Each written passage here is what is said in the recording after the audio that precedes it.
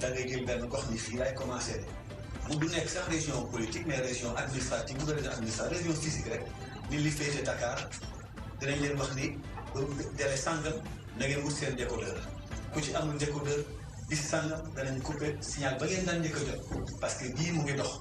Pour arriver à 100% de numérique au Sénégal, le gouvernement doit mettre en place des mesures nécessaires pour un basculement définitif de l'analogique vers le numérique. Ainsi, le décodeur sera obligatoire pour tous. Ce qu'on leur demandera, c'est qu'au moment du basculement, parce que le basculement se fera région par région, d'aider à sensibiliser dans leur propre région les gens à acquérir le décodeur qui est indispensable, la carte qui est indispensable pour pouvoir bénéficier de toutes les chaînes de télévision sénégalaises gratuitement, mais aussi de tous les services interactifs qui sont compris et que ceux qui ne peuvent passer que par ce décodeur-là.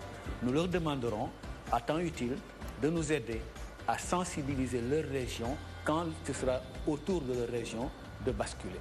Il va falloir que le gouvernement qui est en train de mettre en place les outils avec la société de gestion puisse vérifier que tout cela s'est bien fait pour passer au basculement. Ça, c'est le travail de l'État.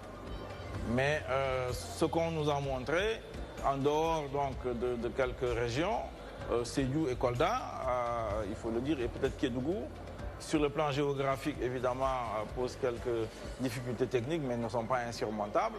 Je pense que cela va être fait, et dès lors que tous les problèmes financiers également qu'il y a derrière, il faut le dire, c'est pas facile pour un groupe, même si c'est un grand groupe qui fait 10 milliards donc, de bilan, et quand même, c'est lourd, c'est quelque chose que l'État aurait dû faire, et donc c'est des privés qui le font.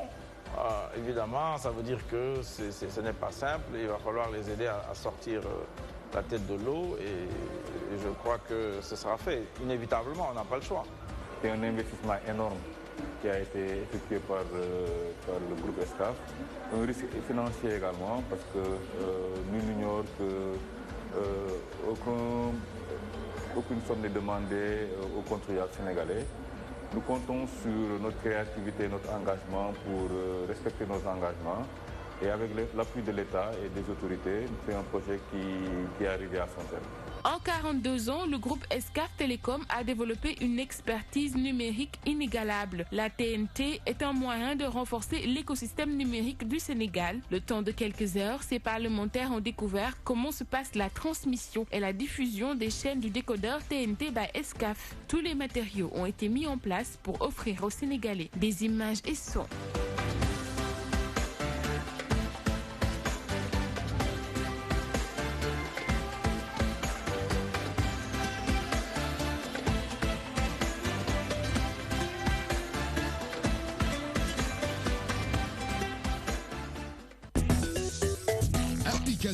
DTV.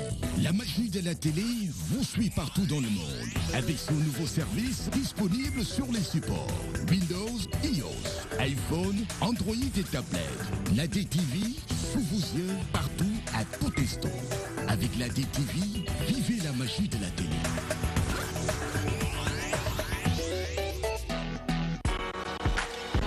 Le goji séché, le fruit du bonheur, le plus puissant produit naturel d'anti-vieillissement et d'antioxydants, enfin disponible. Le goji séché, distributeur exclusif, Excaf Business Trading, rue 14 prolongée, Aslem 1 Solida.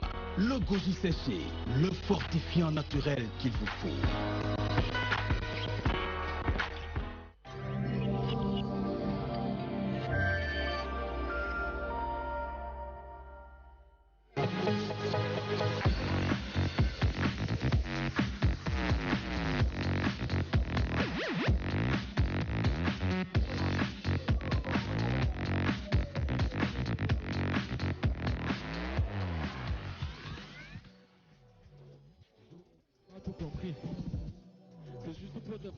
Que le PC, c'est que t'appelles bébé saga, ta mère c'est pas bien bon on fait. Quand je fais mon beau gosse, ils ont tous la haine. Ne pensez pas que je suis en train de me la péter, c'est caca que je fais chez vous en fait. Et R, je les roule comme en français. Les gens avalent l'argent sur eux si on sait. Mais ça c'est foutaise, quand t'as l'argent t'as les gens. C'est pas bien mais la gauche, je l'ai bien à mon goût. J'étais pas doux, je passais partout, périne partout. C'est à mon goût, c'est très bon coup, je suis en fou. On pouvait prendre selfie, quand tu te dois que t'appelles le secours. La vengeance est un plat froid, mais nous on est pour, je serai mes enfants. Même si c'est pas joli. aucun souci. Nous on fait quand même. Même si c'est pas correct. Les armes en colère. Y'a aucun problème. Nous on fait quand même. Ah, on sait mais on fait. On sait mais on fait. Y'a idée, on sait mais on fait. Eh, on sait mais on fait. Tout le monde pense avoir un avis sur n'importe quoi. En fait, la plupart ne fait que raconter du n'importe quoi. Y'a un public bouffon qui pose des idées de jouer. Merci pour causer du métier, nous les tech et etc. On sait mais on fait, si t'aimes pas, casse-toi. Sinon tu la fermes et tu te casses-toi. J'ai encore des seigneurs comme un rasoir. Normal que le rap se met pour moi à poids.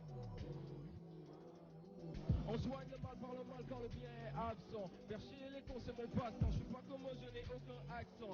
Pour votre game là je n'ai pas le temps. Maman dit de trouver une bonne femme. Mais non on préfère les bad girls. Et si tu veux faire le fou une fois, mais c'est même pas qu'on te casse la gueule. Il me regarde bizarrement, si je les énerve, tant mieux pour moi. C'est celui qui peut te tabac sans te toucher de la main qui détient le pouvoir. On dirait ils ont la haine, ils sont fâchés, ils ont soif de vengeance. Mais t'inquiète, je vous laisserai des pourboires. Même si c'est pas joli, que tu n'aimes pas aussi, y'a aucun souci. Nous on fait quand même, même si c'est pas correct, que ça va en colère, y'a aucun problème. Eh, nous on fait quand même, ah, on sait mais on fait. Shit, on sait mais on fait. Hey, on sait mais on fait. Je dis, on sait mais on fait. Eh, même si t'es fâché, même si t'es en colère, on fait quand même, nous on fait quand même, même si t'es fâché, oh oui, il faut mourir, wow. On fait quand même, nous on fait quand même, même si c'est pas joli, que tu n'aimes pas aussi, y'a aucun souci, nous on fait quand même si c'est pas correct, que ça va en colère. Y'a aucun problème. Hey, on sait mais on fait. J'ai dit, on sait mais on fait. What's up, on sait mais on fait. Hey, on sait mais on fait. Hey. So. Et voilà, très bien, il se nomme tout simplement Ibrahim Ndiaye de son vrai nom. On l'appelle pseudo Akil parmi nous ce soir, qui donne rendez-vous avec l'ensemble du Hip-Hop Galsen ce vendredi 21 septembre 2018 au Théâtre National. Daniel Sorano, pour quelqu'un qui a démarré sa carrière avec 4 ans d'existence, bien sûr, Mouidef Aïdiegoyo am solo, avec 3 projets, dont 2 mixtapes avec Ben EP. On se souvient, en 2015, mixtape du nom de Issue Boy, composé bien sûr de 17 titres. 2016 muy indil ñu 10 titres dans Sarax muy mixtape bi EP bi nak 9 titres la muy doon 3e baram sorti le 29 septembre 2017. Et bien sûr merci de nous rejoindre chez vous, mesdames et messieurs, très chers téléspectateurs. Encore une fois, nous vous remercions de votre fidélité, d'avoir choisi bien sûr le rendez-vous incontournable. Toi-même tu sais, yaa ma gën a xam wala maa la gën a xam lu mu ci munti doon ñu waxtaanee ko sur ce plateau mi nga xamante ne moom la ñuy duppee le Sénégal, pays de la Teranga, nga xamante ne loo ci munti gis dañ koy waxtaanee waaye duñ ko pàccoo benn yoon. Dinañ ci ànd ak Abi Sow ci actualité de l'internet appelé Actubuzz. Quant à Pape Ousmane Cissé, comme d'habitude, il nous donne l'actualité politique et sociale. Ce soir, Pape Ousmane reçoit monsieur El Hadj Mamadou Yaya Ba. El Hadj Mamadou Yaya Ba, muy coordonnateur de la COJER de Guédiawaye, membre bien sûr du CODIR, muy comité de direction du FDSUT, ARTP, Fonds de développement du service universel des télécommunications. Ñu am yéene waxtaan ak moom Pape Ousmane Cissé, APR, la guéguerre entre responsables polluent l'atmosphère politique à Guédiawaye. Loolu la ñu am yéene waxtaan ak moom, inchallah dinañ ci jàll ci kanam tuuti. Actualité sociale dinañ ci ànd ak oustaz Moustapha Sarr.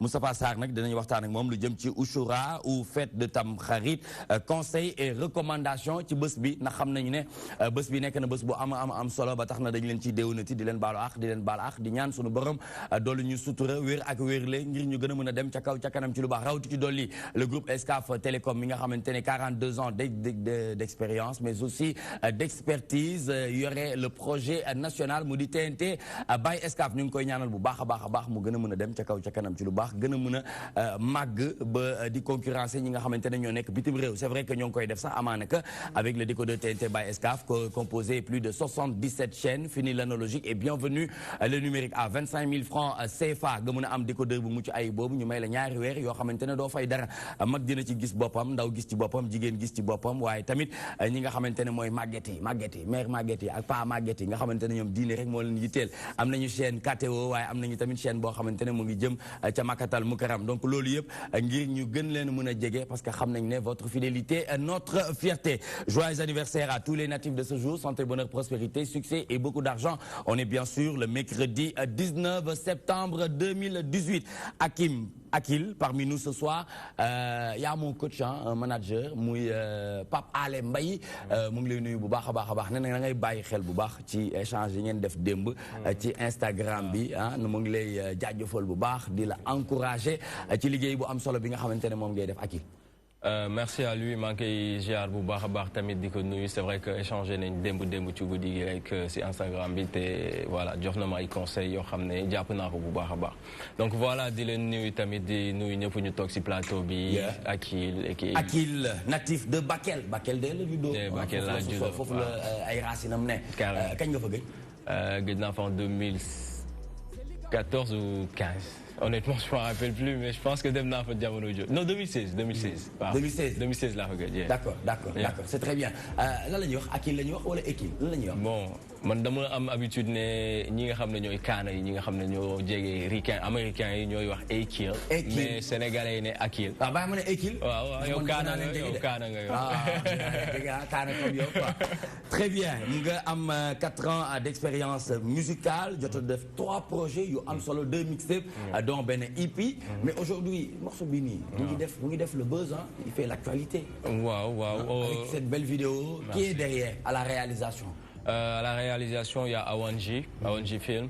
Wow, comme Ninka Wahe 4 ans d'existence, mais bon, c'est vrai que 4 ans, je suis dans Google plus dans le cadre professionnel, c'est 4 ans mais avant ça, bien sûr que Neko Nanya Boy, Diko Fowe, Def freestyle non, freestyle madame, artistiquement parlant, underground, donc voilà, donc il freestyle mbed, dem fait di rap, donc donne ko Fowe, ben moment, voilà que là il y a moyen d'en faire quelque chose et puis un professionnel aussi am équipe bu nekk autour de toi di la si jàppale di la si diriger en quelque sorte ba affaire yi jaar yoon quoi donc moo tax ma ne depuis 4 ans mën naa ne la débuté en tant que tel sama carrière vraiment. Il faut formaliser quoi.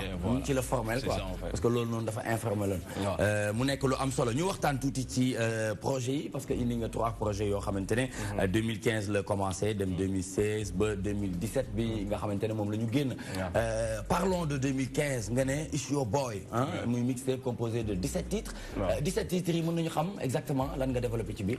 waaw It's Your Boy lu tax ma tuddee ko déjà It's Your Boy c'était en 2015 boobu donc 1 an après que ma nekk ci benn première structure première label boo xam ne laa njëkk a nekk muy Reptile Music donc à l'époque si la génne donc en 2015 son première mixtape tuddee ko It's Your Boy. Pourquoi It's Your Boy? Déformation la boo xam ne de l'anglais It's Your Boy la déforme juste voilà It's Your Boy c'était une façon pour moi de me présenter de dire que voilà, c'est ton gars, c'est ton boy. Et puis, il est là, toi. Voilà, vu que c'était mon premier projet, c'était plus de l'ego tripping, c'est-à-dire Wartiman, Mikey, Lila Mon, Lila Def. Mais en plus. Même ci dara. Man bëgg naa yooyu même ci dara. Ousmane moom ko tàmmal même ci dara. yaa ma njëkk a mbëj ma fay kon waru tamit ba nga bëgg a dem police ñi lay wàllu buñ la woo pour doole wax ma naka la lay mën a dimbali lu dara neex bu waxee xeeñ fi dara xeeñu fi lu dul la dem ci mbalit waaw moor nay dinañu fi bari ndax fuñ naroon jeexale lañ bëggoon tàmbali. waaw pour continuer. xanaa sa nijaay boobu la njëkk a mbéj moom da nga koo fàttewul benn yoon ndax Alaaji Sall day wax loolu day wax ne xale moom ñaar la lu fàtte ki ko njëkk a bégal ak ki ko kut. waaw dëgg la lu leer la donc waaw développé à part cela développé naa fa ay sujets sociaux ay sujets yoo xam ne ça va ci société bi loo xam ne si man en tout cas par rapport à ma génération li si mel par rapport au tabagisme maa ngi fàttali def naa ci benn son par rapport à l'éducation aussi def naa ci son Donc voilà, c'est un peu ça en fait. C'est un peu ça, Warnati, un peu Chilubari quoi. Chilubari. Très bien, il vient de nous rejoindre sur ce plateau Aladji Sall Bigué Ndiaye. Papa Ousmane, ma bëgg ñu tàcc ko. Aladji waaw ñu ko yokk waaw ñu yokk tàcc yi waaw. Lu ngeen tàcc doyul. Man daal Fallou laa xamul nu ma koy def rek. Sinon dama doon wax waay yàlla na dee waay. L'avis du président de la République du Sénégal Chéri Neex Borom ak Linguère mi nga xamante ne moo ñuy tàmbali di magale plateau bi tey nag Alaaji gis nga ne plateau bi ñu ngi ko bokk ak waa COJER nag ñu ngi ci indi El Hadj Mamadou Yaya Ba tey moom moo ñëw représenté COJER ngir ñu waxtaanee guerre bi nga xamante ne mu ngi am entre responsable yi nekk ci biir APR ñu xam ne nag loolu day indi ay jafe-jafe bu baax a baax ci atmosphère politique foofu ca Guédiawaye mais aussi ñu ngi ànd ak Alaaji Oustaz Moustapha Sarr nag tey Oustaz dafa ñëw ngir waxtaan ak ñun ci Achoura wala fête de Tamxarit lan lañ ci war a wax ak mu war a wax ci fête bi war a wax tamit ci recommandation yi nga xamante ne moom la ñuy xaar ci bés bi abi moom xam nga ko sa doom la du dëgg voilà c'est ta fille Pape Ousmane moom sa lan la sa père fils la sama père fils voilà sa père fils la waaye fi ne nii dafa am lu ma ko bëgg a def. xam loo ko bëgg a def. parce que xam nga keroog nee naa mag fu muy denc ay nenam. ay nenam waaw te moom la ay cailloux la yor. des cailloux. ça devient dangereux là. ça devient dangereux. mais gis naa tamit mu ngi ci piratage bi de. gis naa ko su boobu mu wax ba si yàgg ne invité bi c'est que li ngay wax nag dafay xaw xel. man ma bëgg daaw génn plateau bi. waaw loolu dafa neex. Très bien donc ñu continuer toujours avec Akil doon ñu wax na ci tabagisme wax na ci évolution amaana que li nga xamante ne moom mooy wàllum rab bi ni ñu ci duggee pour marquer sa empreinte bi nga xamante ne mooy empreinte indélébile bi mais bu ñu demee ci mixtape 2016 nga indi 10 titres tuddee ko sax lu ñuy saxee foofu. Projet bi parce que dama ko génnee maye ko. dama ko génnee parce que tout simplement j'étais resté benn 1 an boo xam ne mun naa wax defuma woon son génne ko. donc c'était bon. du à quoi ou qui parce que un maa ngi doon jàng. maa ngi nekkoon université donc dama doon concentré wu pas mal ci samay examen et tout. formation lan nga def. droit laa doon def. droit nga def d'accord exactement. très bien donc Pape Ousmane tey ñu ngi benn juriste fii kon li ñuy waxtaanee ci bu demee ci Khalifa Ababacar Sall moom xëy na dinañu si indil ay leeral révocation bi yooyu noonu yëpp. ak livre Ousmane Sonko bi ni ko waa APR di koy dundee loolu yëpp dinañ ci waxtaan ak yow en tant que juriste nga jox ñu sa xalaat. ñu continuer ci sarax. waaw donc c'était ça c'était une façon pour man sama fan si fi nekkoon quand même di ma xaar et tout. defal leen projet boobu et puis jox leen ko donc sarax c'était ça. et après bon la def un dernier projet tuddee ko troisième baram. Troisième baram moom lu mu doon. En 2017 troisième baram. Pourquoi troisième baram? Pourquoi troisième baram c'était plus par rapport à benn état d'esprit bi ma nekkoon jamono jooju ma koy liggéey. mais troisième baram saaga la de. waaw daanaka de si lu gars yi wax mais bon pour man du saaga c'est juste une façon de. troisième baram moom boo ko defee moom saaga la moom. Pape Ousmane bu fi troisième baram de. papa déedéet bu ko fi troisième baram de. troisième baram mooy ni gars yi di saaga bu ñu sorante nii affaire boobu ñu lay def noonu si. waaw saaga bi da nga bëgg ma la ko ma saaga la. mais bizarrement. da ngay nuyu abi lool mu ngi mel ni ngeen bokk ndey ak baay. est-ce que bokkuñu sax ñëw toog ci même plateau bi. mën na lii de. ay waay remarqué mais am nañ ay traits. oui am nañ ay traits ci bët yi ci bakkan bi noo gisee sa nuróowaale bi noo ko gisee. def na fi lu neex léegi bon style musique am neex na c'est à adopter aussi. te dal na aussi musique moom bu dalee rek neex. d'accord noonu nga ko kiiwee Pape Ousmane. Ouais, comme Nico a dit, c'est vrai que ni bon, dégg trop parce que c'est pas trop man li ma force 5 bi may dugg ci muy wax ni sama juum la ne vengeance c'est un plat xawma qui se mange froid mais mu ne moom ñun nañu ko indi delloowaat ko mën na ko delloowaat ko ci frigo bi dañ ko bëgg a lekk mu tàng. bon xaw naa comprendre un peu jeu de mots bi mu def. ci frigo bi lañ koy delloo wala ci micro-ondes bi. wala dañuy wax naan la vengeance est un plat froid. xaw ma qui se mange froid. tout à fait moom ñu indil ko mu ne delloo leen ko na tàng. d'accord moo ko bëgg a lekk mu tàng. comprendre naa ni foofu engagement lay expliquer un peu. que ni daar joxe daar donc loolu comprendre naa message boobu. mais le reste comme il a dit.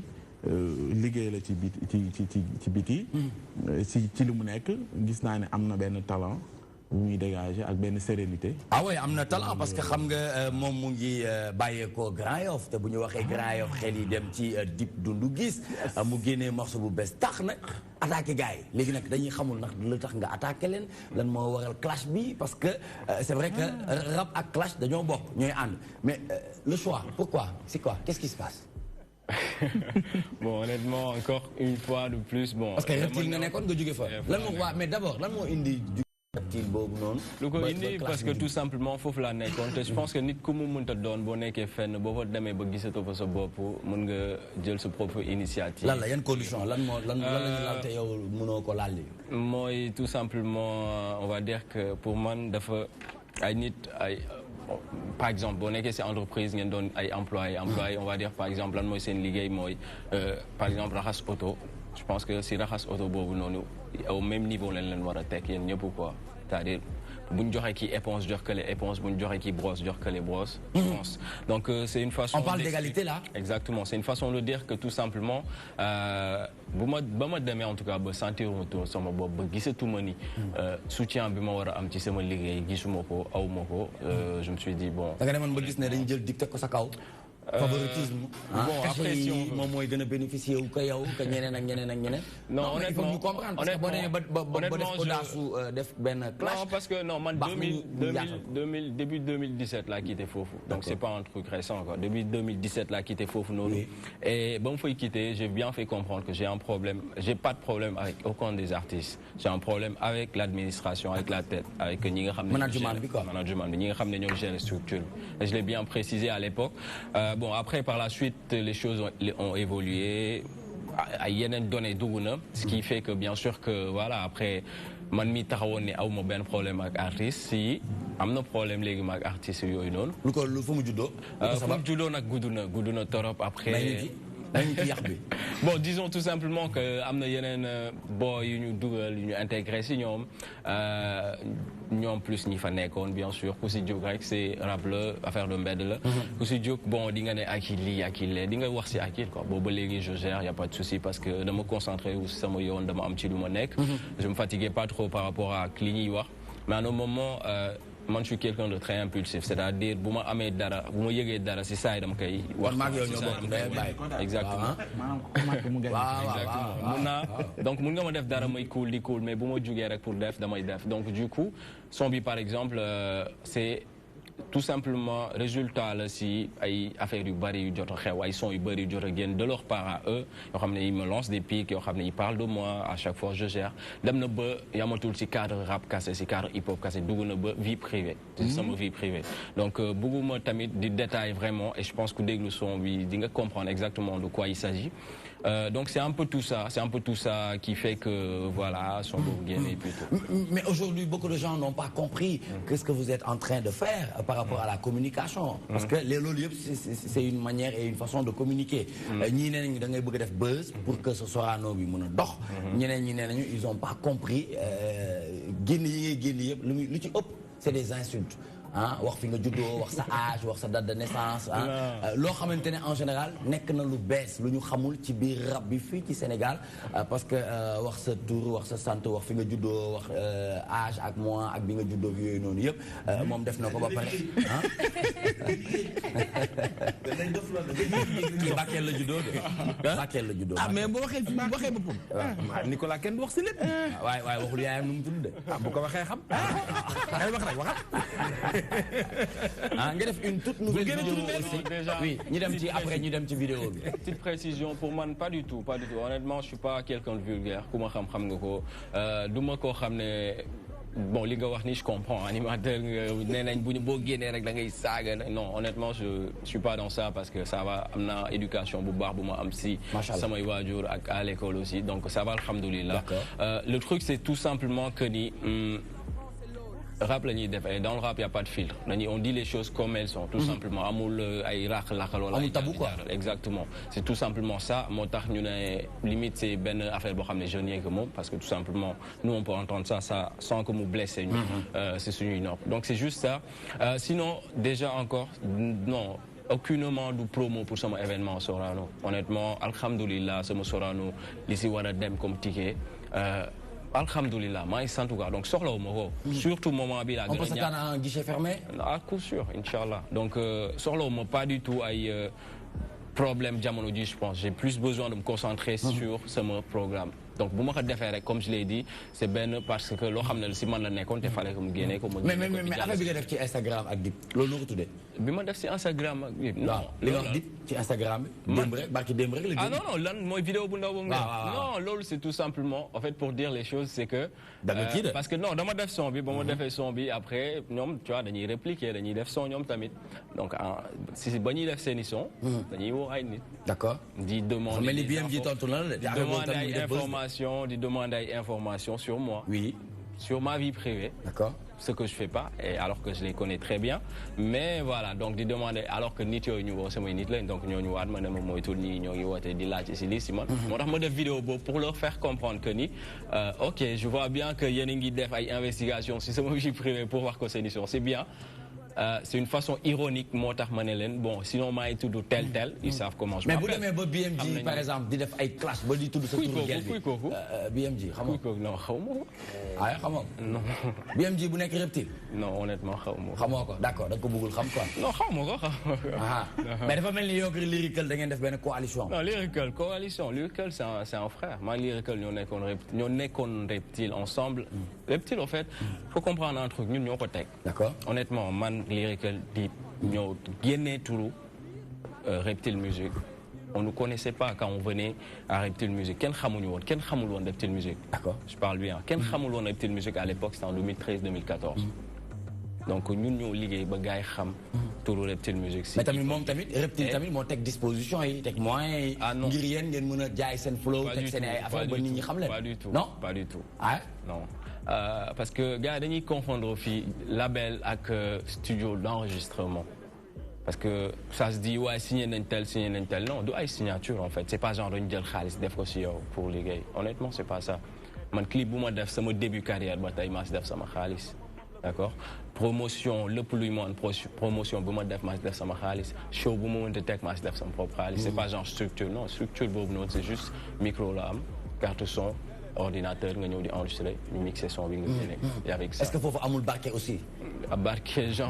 barke li lay mën a taal. non mais loolu bari tamit à un moment donné tamit ñu gagner du terrain non mais parce que li ma la wax la ñun ñoo teg loolu. parce que on a travaillé sur ça on a travaillé dans le sens où faut que gars yi xam structure bi en même temps on s'est fait ñun tamit suñu tour chacun de son côté.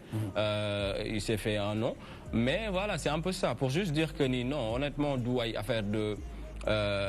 xaw ma naka laa koy waxee lan moo nekkoon sa question sax balaa may réer. lan moo nekkoon sa question laaj naa la clash bi BMG lu mu la clash clash ba tudd non ma ne bon man xaw ma ko. nga ne xamoo ko non donc parce que tout simplement faut considérer que ni aduna moom affaire de niveau la rek affaire de level la quoi tout simplement man du ma toll fii ba pare di bëgg a wàccaat di wax. man de loolu waxuñu ma loolu de man nee nañ ma gel bi ñuy wax sa gel la de Nevi ma gel boobu sa gel la de BMG waa ji clash ko ba tudd turu gelam pour lépp rek pour laal ko ça veut dire que ñoom ils ont eu le maximum d'informations pour mën a yéeg sa kaw parce que yow tamit li ngay def ñoom mu ngi leen di daal ñu ngi koy yëg ñoom tamit il faut ñu wut ay réponses yu salé yu la mën a delloo. mais grawul mën nañ en fait man honnêtement tu vois ils peuvent dire ce qu'ils veulent si c'est ma vie privée c'est pas grave. xamal naa leen lu bari si ku si nekk sa vie privée parce qu'on a vécu ensemble on a été ensemble donc xam naa lu bari mais am loo xam du ma si dugg quoi mun naa ko def pour blesser mun naa ko def honnêtement mais je le fais pas parce que tout simplement rap dafa am ay code rap dafa am ay règles ni leneen ak leneen nu amee règle la am loo xam ne mën nañ ko def mu salté honnêtement mën nañ ko def mu xeeñ wala mu tàng jër mais day des toujours si cadre hip hop day toujours si cadre rap bon après wax ni sa yaay mooy lii sa non. oui mais en tout cas war ngeen gën a def attention ci li nga xamante ne moom la ñuy liggéey Alaaji Sall parce que xam nga ne boo nekkee artiste nekk moomatoo sa bopp. ay soppe yu bëri ngay am fu nekk la ñuy jugee ci àddina di la bàyyi xel di la déglu ni ñu lay dégloo la ñuy déglu say morom donc am na solo tamit li ngeen di véhiculer mu nekk loo xamante ne ay messages yu ndaw ñuy war a jël exemple parce que jël seen i way di ko foowee ci ay école ci ay banc mbedd ci ay yooyu noonu ci loo xamante ne dafa négatif loolu nekk na loo xamante ne je pense que doo ko rafetlu. waaw surtout sànq fi mu waxee léegi parce que ba ci géew politique bi ay nit dañuy ànd ñu bokkoon classe. ba amul ci université daayira yi amul. ba même ci ustaas yi da ci am. si ci luy baax la amul ruq bu seen. ba ci communicateur traditionnel léegi mbax mi la léegi. mbaa mbana la sax léegi. c'est-à-dire dañuy ànd def 6e primaire ba dem université. koo àndal pendant 10 ans am ngeen xam ngeen te ngeen. absolument am ngeen yu ngeen di nëbbanteeg yu. am na yu bëgg mu fecc ak yu bëgg mu fecc. mais ñu ànd benn moment intérêt personnel ñëw rek. nga dem ca valise ba rek bëgg a jeqi valise bi. léegi Sénégal foofu lañ toll moo tax ma ne ba ci politique beeg. seen musique beeg ustaas yeeg imam yeeg. ñëpp Sénégal léegi dafa mel ni affaire boobu virus la bu dugg ci réew. naa ci communicateur traditionnel. ba ci communicateur traditionnel da ngay ñëw ci milieu toog sa morom di wax dara nga xam ne lii kii yow lay wax. mais yow yaa am esprit de dépassement. parce que benn lam du benn loxo du tàccu. bu waxee te tontu woo mu waxaat tontu woo moom bu dee nit dina am retenue dina téye boppam. très bien te koo xamal livre mi ngi ak sa bouquin. bi mu lay dal ban comportement nga am. man musuma dal nag. ah d'accord je merci parce que yàlla dimbali na ma. wax dëgg yàlla je touche du bois. très bien milieu bi ma bokk ñëpp laa seqal lu rafet. macha allah li ko tàmbalee ci Pape Mansour. ba ci ñëpp. ba sama copain. ba ci sa copain bekk ñëpp garmeeg ñëpp parce que dafay am loo xam ni moom peut-être yàlla moo koy def musuma ci sëq kenn xaar ma yàlla loolu suñu woon te yàlla ko yàlla gën a continuer mais ñoom moom li mu wax léegi li tax ma rafet loolu waaw niveau boobu nekk ci nit bu la waxee lu ñaaw bul ko delloo kenn wax la dañuy wax bu dee or noppi ngalam la kenn boobu nga def noonu nekk ci leneen wax la parce que loolu nga koy tontoo yow nekkal ci li nga nekk mais bu nit bu xaawi ko jiitu nga xaawi ko topp ci rek yéena yem moo tax il faut ngeen am auteur boobu Sénégal ba ci ustaas xam naa Tafa Sarr maa ngi koy nuyu bu baax xam naa ko baax suma xarit la très bien ba ci ustaas yi ñoom boo gisee ñoom ñiy dem mooy ñi nga xam ne dañu am esprit de dépassement grandeur dañuy dem mais ñi nga xam ne nag amuñu grandeur nga toll ci raam bëgg a daw da ngay damm très bien c'est important nga toll ci raam bëgg daw da ngay damm loolu la Alaaji Sall bi daanale di leen fàttali encore une fois que Ekil et le monde du hip-hop vous donnent rendez-vous au Théâtre National Daniel Sorano. Ce sera ce vendredi 21 septembre 2018 loolu dinañ ci dellu si waat inchallah tout à l'heure en attendant nañu ànd ak Abi ñu xool lan moo gën a yaatu ci actualité de l'internet appelé Actubuzz c'est maintenant.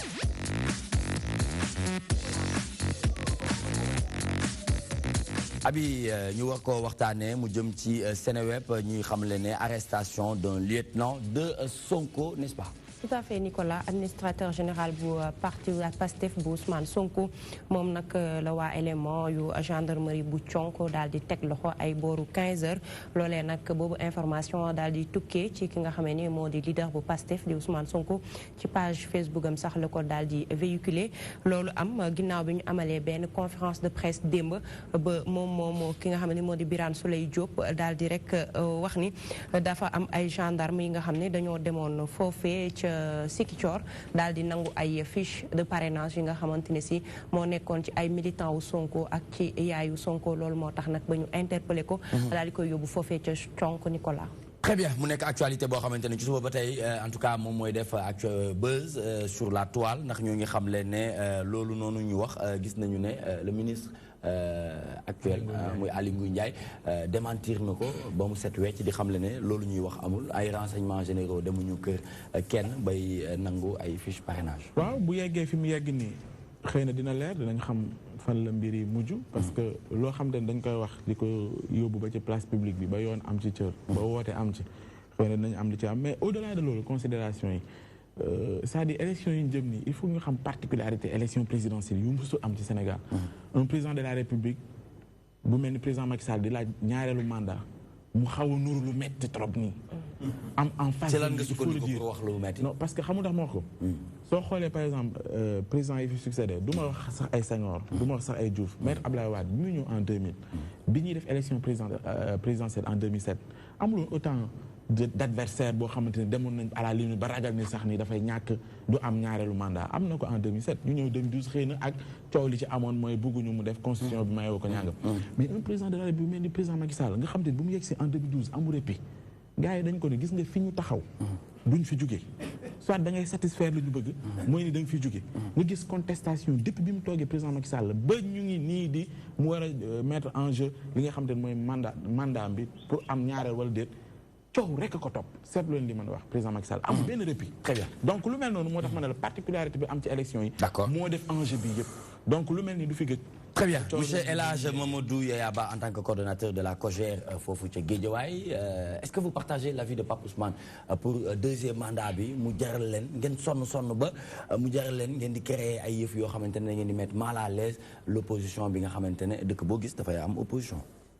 Alors permettez-moi d'abord ma nuyu waa DTV. C'est une émission bi nga xamante ne je crois que c'est la deuxième fois ma fi ñëw. di nuyu tuma tonton Sala Bigué. di nuyu Pa Ousmane di nuyu Oustaz Abi tout le monde Akil di lay nuyu bu baax.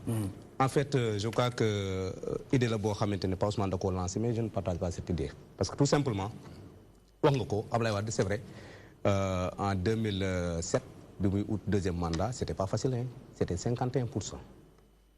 Alors et que si li ma gis. Moi, le président Macky Sall ñun mën nañ d'accord ci loolu noonu parce que nag am na foo xam ne ñu fi tolloo duñ toll ci wax yi mais dañuy xool li nga xamante ne mooy li ñuy def. président Macky Sall. Temps de l'action. Voilà li mu fi def. Au bout de 7 ans il y a aucun président quand même qui l'a fait. Avec tous les présidents qui ont eu à être. jox ñu ci ñaar seen bilan Macky Sall en 7 ans jox ñu ci ñaar rek yoo xamante ne mu kenn amul président bu ko mës a def guléet la ren. fii ñu toog di wax nii.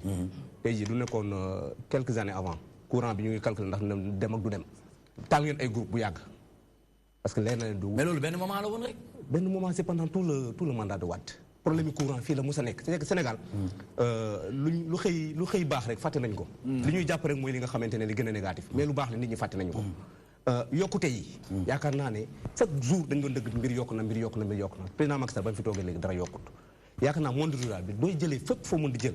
muy si côté éducation muy si côté santé muy si côté foo si jël rek. da ngay gis ne am na ay effort yu mag yoo xamante ne président def na ko si. ma jàpp nag ne xëy na nag ne li ñuy wax nekkul ne bilan toujours moom mooy falaat président Macky Sall parce que du nekkul loolu day dem tëdd nelaw parce que li mu fi def kenn mosu ko def. lu ñu waxante dëgg. li si des nag mooy jàpp ma tamit ne difficile na parce que ay yenn problème yoo xamante ne yu ndaw la parce que nag quoi qu'on puisse dire Abdoulaye Wade bi mu ut deuxième mandat amoon na opposition boo xamante ne niroo tamit. Très bien mais aujourd'hui wax bi dëgg du loolu wax bi dëgg mooy xoxatal bi nga xamante ne koy xoxatal opposition. c'est-à-dire leneen li ngay ciy wax loolu dinañ ci ñëw ci deuxième partie mais nii ci actualité de l'internet tey li ñu jàngat moom mooy xoxatal bi tàmbalee. xam nga xoxatal dañoo nekk ci état de droit dafa nekk loo xamante ne nit ñi dañ ko war a nangu Sénégal état de droit la nekkul foo xamante ne da ngay def lu la neex wax lu la neex. On ne peut pas se permettre kenn jóg accuser un ministre de l'intérieur accuser ko c'est grave ba pare bu ko toog nekk ci jàmm c'est-à-dire réew mi duñ ko bàyyi ci loolu noonu parce que rek politicien la du ñu la def dara loolu dafay war a jógee les politiciens ne sont pas impunis c'est-à-dire loolu la ñuy wax loo fi dossiers yi ñu fi gis yëpp dañu naan waaw dañ ko war a baal parce que lii la parce que politicien la nga gis ku ñu dem ba arrêté mu déclaré ci biir prison que ne candidat la c'est pas sérieux. D'accord kon dinañ ci ñëwaat léegi nii incha allah ngir waxtaanee APR la guerre entre responsables pollue l'atmosphère politique à Guédiawaye Ekil jàngat bi lu mu doon l'appréciation de la politique fii ci Sénégal surtout nag ñu ngi dem ci élection présidentielle barki Demba Ndiaye seetaan nga livre bi nga xamante ne moom la Sonko proposé Sénégalais yi tey naka nga gisee langue politique bi fii ci mim réew ñuy jëm ci élection présidentielle. ci sama xalaat man en tout cas nuñ koy defee day poser problème bu baax. poser un problème bu baax par rapport surtout man je vais parler par rapport à ñi nga xam ne maag ñoom ñoo tolloo muy jeunesse bi tout simplement boo xoolee tey jeune boo laajte mu ne la politique daal politiciens dañuy sonal rek. parce que tout simplement je pense que tey daa fekk ni ñi nga xam ne ñooy exercer loolu noonu politique boobu noonu wanuñu envie wala wanuñu jeunes yi envie bi nga xam ne tey mooy tax ñu intéressé wu en tant que tel vraiment à la politique à la vie politique fii ci Sénégal. Est-ce que jeunesse bi tamit fayirul quelque part. Non, pour moi fayirul parce que c'est cette même jeunesse qui s'est levée boo fàttali ko en 2012. pour taxaw ne de Ablaye Wade du fi jàll ak troisième mandat wa c'est cette même jeunesse à chaque fois bu ñu gisee ni kat ni voilà am na loo xam ne doxul vraiment si dëkk bi ñu jug taxaw parce qu'on est là on est présent on voit ce qui se passe parce que tout simplement peut-être tey daa fekk ni jeunesse boobu je pense que du ma ne jëluñu leen en considération vraiment mais am na lu des te lu bare des fu mu toll nii tey boo gisee par exemple Ousmane Sonko bi nga tudd tey pas mal honnêtement dans le milieu du hip-hop pas mal d'hip-hopeurs et de jeunes de manière générale sont avec lui. Pourquoi? Je ne sais pas. Parce que peut-être c'est un jeune comme eux. Vous êtes avec lui? Il représente. Moi personnellement, je ne suis pas trop pour le moment à côté fille voilà à côté fait honnêtement je le dis mais je le suis parce que je suis pas décidé parce que question de conviction la question de li nga may won la question de programme bi nga may tegal c'est pas parce que sa kanam daf ma neex wala je sais pas sant ni nga sant c'est juste question de li nga may won la moo tax may ànd ak yow Sonko c'est vrai que voilà manqué sûr honnêtement livre bu mu génnee wax si tamit voilà c'est intéressant et mën na gën a nice mën na gën a jaar yoon quoi mën na gën a nice Oustaz Sarr tey ana taxawaay bi ci yéen ci réew bu tollee nii yëfi pëccoxoo jaxasoo ba ñenn ñi di liir ne dafay am xoxatal boo xamante ne nguur moo ngi koy def ñi nekk ci suuf muy opposition en tant que oustaz tey ngeen yor diine bi ban taxawaay ngeen war a taxawaay fu mu toll nii. waaw ñu ngi leen di gërëm si gàttal yu mel nii boo amee. ñëpp ñoo xam ne nitu jàmm lañ di dox si jàmm di si xëy. waruñu noppi ñoom ñëpp. war nañ génne xalaat ñu mun a toog ak ñi ko seq ñu teeg ak ñoom comme sëñ mu mel ni ñu mel ni bëri nañ si réew mi ñoom seen biir war nañ toog ilimaan yi aussi war nañ wax parce que it ñële xaaj lañ si société bi mais ñeneen beneen xaaj bi it ñoom it waruñu xool ku nekk di waxee nu ko neexee parce que réew mi dañ ko fi fekk jamono ji suñu loxo la nekk ëllëg aussi dañ ko war a jox beneen génération kon boobaa dañ war a rafetal ku ñu gis ne yow yaa ngi wàcc yoon ñu teel a ñëw waxtaan ak yow ne la bu fekkee réew mi moo la tax a jóg yoon bi nga jaar du yoon bi wala yoon bi nga wanoon sénégalais yi fii ngay jaar yaa ngi bëgg a wàcc teguwaatal si yoon lépp daal lu koy résumé mooy waxtaan jiital njëriñu réew très bien ndax waxtaan boobu noonu alaaji moom nga ñuy tàmm di wax nañu guerre mondiale sax dañ ko mujj toog ci table waxtaanee ko ba jàmm dellu si waat gis nga Sénégal li ma gisee nii actuellement nii président Macky Sall li tax adversaire yi bari ak agressivité bi ci am ak engouement bi muy am ak coow lee xadar ji léegi dafa mel ni mag ñi dañoo jeexal jeunes yi ñooy ñëw deretu xale day tàng première jàngat bi ma def man loolu la ak Sonko jeune la tey boo dee xool à partir de 70 ans 75 ans dootuñu fi nangoo nekkaat léegi fi nekk ni à part comme am nañ président boo xam il est né après l'indépendance rek nit ñi dañuy bëgg ay jeunes di ñëw te jeune buy ñëw day ñëw ak deretu tàng ak fuggam man damay un sang chaud voilà léegi damay d'accord ci Sonko ni muy waxee ni muy doxee ku dal la nag mais léeg-léeg mu tàppe ba nga xam ne kii tàppe na mais loolu muy tàppe noonu il faut ñu dem lalli xool ndax li muy tàppe daraa nga fa wala dara nekku fa maanaam lalli boobu nag la ñun sénégalais yi di tayel d'accord tayel boobu ñuy kii mooy war a léeg-léeg nguur réagir très bien bi damay seetaan journal benn kilifa gu mag bokk ci benn parti am na benn dëkk bi mu wax mais bi mu waxee moom je ne suis pas ni personnage si sénégalais réew mi laa faral mais dafa am wax boo xam ne su ma ko déggee kilifa wax ko ci kilifa dafa may naqari. ça sonne mal à l'oreille. waaw parce que bu ne faalewuma président Macky Sall. faalewuma Macky Sall. mënuñoo tere def li ñuy def. dañuy def li ñuy def faalewuma ko avec la manière dama ne ah mais non. man li may xalaat ñun ci suñu biir la mais ka nekk bitim réew di seetaan tey dégg suñu làkk. bu toggee ak moroomu seen Sénégal mu ne ko mais kii leen la mu ne ko kii benn opposant la bu nekk ci réew mi suñu président de la République mu ne ko ah bon kon yéen nii ngeen di wax ak seen njiitu réew donc il faut ñu am gis-gis boobu président de la République institution la nañ koy jox cëram di ko yàlla jox mais attention même bitim réew ci pays yi nga xamante ne ñoom ñoo raw dañuy soxla ay président ni ko bu ñëpp yemee rek ñëpp gedd seen cër ñun àgguñ ci niveau boobu il faut ñu xam ko li ma la wax fii léegi gis nga ni ko la boo tollee ci raamal Sénégal kenn du ni amul démocratie wax sa xalaat yaa ngi fi laaju bis baa ngi fi nit ñi ñi ngi exprimer wu ñun ñoo ngi nii toog def plateau amoon ay temps ci ginnaaw lii nii ñuy def nii boo ko defee dañ lay jël yóbbu la dañ ko daan dégg rek ba musaana gis ay gars yi su pays nii dañ daan lay la gars yi takk masque yi ñëw nañ mais léegi réew mi dem na ba nit ñi am nañ liberté mais na rafet très bien affaire bi mën na rafet dëgg gi mën nañ koo wax te kenn du ŋàññi kenn du wax kenn lu ñaaw parce que yàgg ñëpp dañuy dajoo jubóol juwaare dajaloo ci benn place te na nga rus tey Nicolas man ak yow ñu daje ëllëg ma di la xool di sëgg très bien merci beaucoup Aladji Sala Bigué et pour clore chapitre bi nga xamante ne moom nga ubbi ci première actualité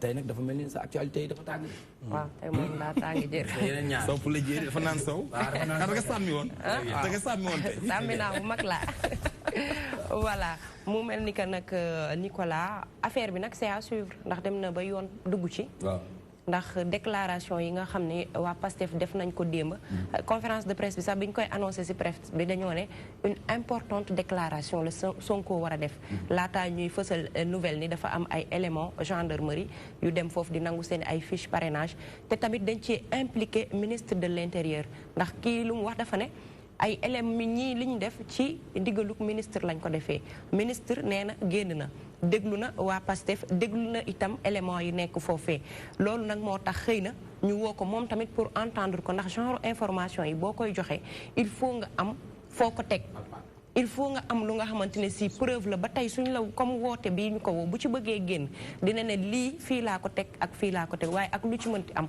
nañ def lépp ci démocratie te ñu xam ni république lañ nekk état de droit lañ nekk. Très bien mu nekkoon première actualité de l'internet ñu àndoon ci ak Seneweb arrestation d'un lieutenant de Ousmane Sonko. Nous rentrons dans le vif du sujet pour parler avec monsieur El Hadj Mamadou Yeyaba coordonnateur de la COJER de Guédiawaye. Pape Ousmane ñu waxtaan ak moom APR la guerre entre responsables pollue l'atmosphère politique à Guédiawaye. El Hadj laata Pape Ousmane di jël rek ma bëggoon rek nga wax ma diggante Lat Diop ak ki nga xamante ne moom mooy Aliou Sall ana lan moo xew ndax jamono ji ñu ngi dem ci présidentielle 2019 ngeen war a gën a mën a booloo nekk benn say ndax ci yu échéance yu sérieuse ngeen di jëm muy am ay xaxarante ay xiiroo ay ŋaayoo ana lan moo ko fi jar ak fan la problème bi juddoo ba diggante Lat Diop ak Aliou Sall ku ne jël yoonam. Alors man je crois que foofu également jàpp naa ne importance bi ñu ko jox amu fa ñun ñi nga xamante ne dañoo nekk Guédiawaye. Ah bon waaw. parce que nag télé bi gis ñuy xeex. gis nañu ay nit di xeex. te ñaar responsable yëpp toog. xeex amu ci. xam nga activité politique. muy meeting ak yooyu. des fois dina am ay buuxanteeg yooyu mu indi yenn kii mais c'est pas parce que ñaari leaders yi ñoom ñooy xeex ko du mën a fi gën a fi. maintenant également il ne faut pas résumer la vie politique entre Aliou Sall et Lat Diop. parce que nag quand même c'est un département connu parce que c'est teeyam ak dalam département bu Guédiawaye bëri ñu dëgg ci yenn problème yi. Alors, ce qui se passe, moi, Aliou Sall, c'est le coordonnateur du département. D'accord. De la coalition Benno Bokk Yaakaar et de l'APR. Il est le maire de la ville. Alors, si, par extraordinaire, quelqu'un qui est aussi responsable, comme Lat Diop, et Nangouma, Njitam, je crois que c'est là où le problème... Comment Nangoul Njitam Lat Diop. Lat Diop, mon Nangoul Njitam Aliou Sall. Peut-être évolution là, parce que quelques mois avant, il n'y avait pas ce problème-là. Il est venu dans le parti. ñu recevoir ko mu dissoudre mouvement am ci biir parti bi. ànd ak ñun mais depuis lors. kon moom dafa wàlli si yaan. ah bon si on peut le dire comme ça en tout cas. Aliou Sall laay wax en tout cas Aliou Sall Aliou Sall non Lat Diop moo wàlli si yaan Aliou Sall nu mu def moom. non attends dama ne Lat Diop bi mu ñëwee. Aliou Sall da koo recevoir ci parti bi. parce que quand même Lat Diop est venu en 2015. Aliou Sall est venu à Guédiawaye en 2013.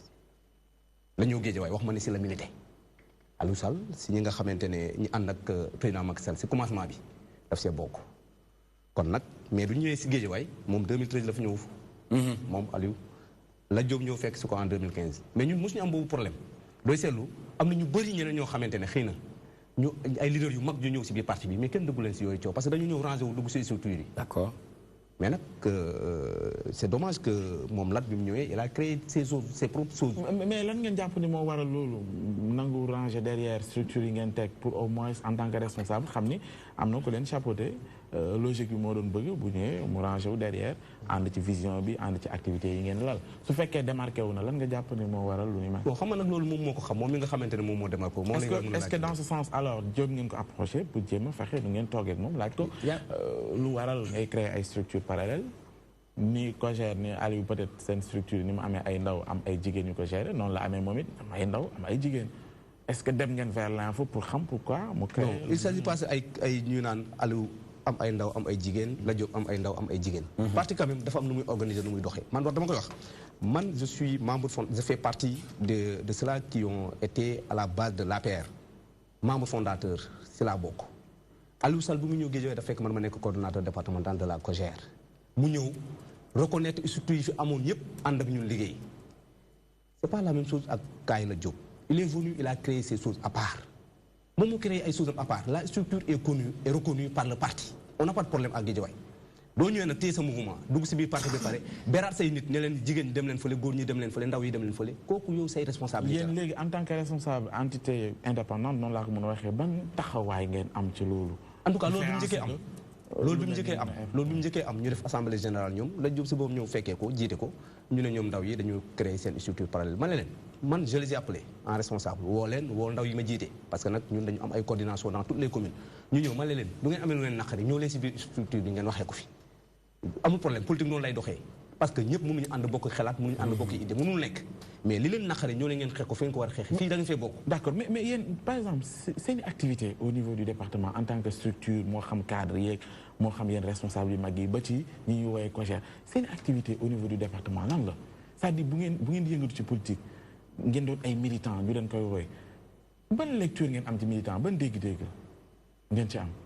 militantisme déjà yow yaay jël sa bopp yaakaar naa décision gis ab leader ne jàpp naa ne kii li muy doxal ou bien li muy véhiculer ou bien vision bi mu am war naa mun a ànd ak moom loolu mooy sens d'abord militant loolu moo lay man loolu par exemple man loolu moo ma dugal si président Macky Sall ma gis ne am na si li ma déglu si li nga xamante ne mooy vision kii war naa mun a ànd ak moom pour ñun liggéey Sénégal parce que loolu tamit nañ xam ne loolu moom mooy li nga xamante ne mooy ñu tax a jóg donte nag dem nañ ba si biir bu ko ñaawal doo waxee politique ñu ne yaakaar li ma la bëgg wax est-ce que dinañ arrivé si seen instance daje yoo xamante ni c'est uniquement pour waxtaane li ñuy wax naan école du parti dégager yenn orientation yi fi ñu jàpp ne xëy na ñu ngi ci gis ay rëq-rëq ñu fexe ñeneen ñuy soog a ñëw ñu comprendre lan mooy engagement politique ak ki ñu àndal yan vision la am pour ñu mën ko partager c'est-à-dire jàng ñu doon ay de vrais responsables ñu waajal leen pour que ëllëg bu ñëwee poussé ngeen mën en tant que jeune taxawee mbir yi mën ko yeggal wala yokk seen plus mais on ne sent pas jeunesse bi ngeen doon en tout cas ci li ñu doon xaaree en tout cas ci maanaam approche yi ngeen war a am ci wàllu politique xool fi seen mag ñi sooxee ngeen mën a apporter beneen plus pour corriger yooyu duñ koy gis souvent ci yenn initiative yooyu. et si pourtant day dérangé wu derrière rek. non si pourtant. jox na ci ay exemples. nous avons des exemples mun naa la ko jox lu jeex waaw parce que tey jii ma jox la rek damay jël exemple boo xamante ne.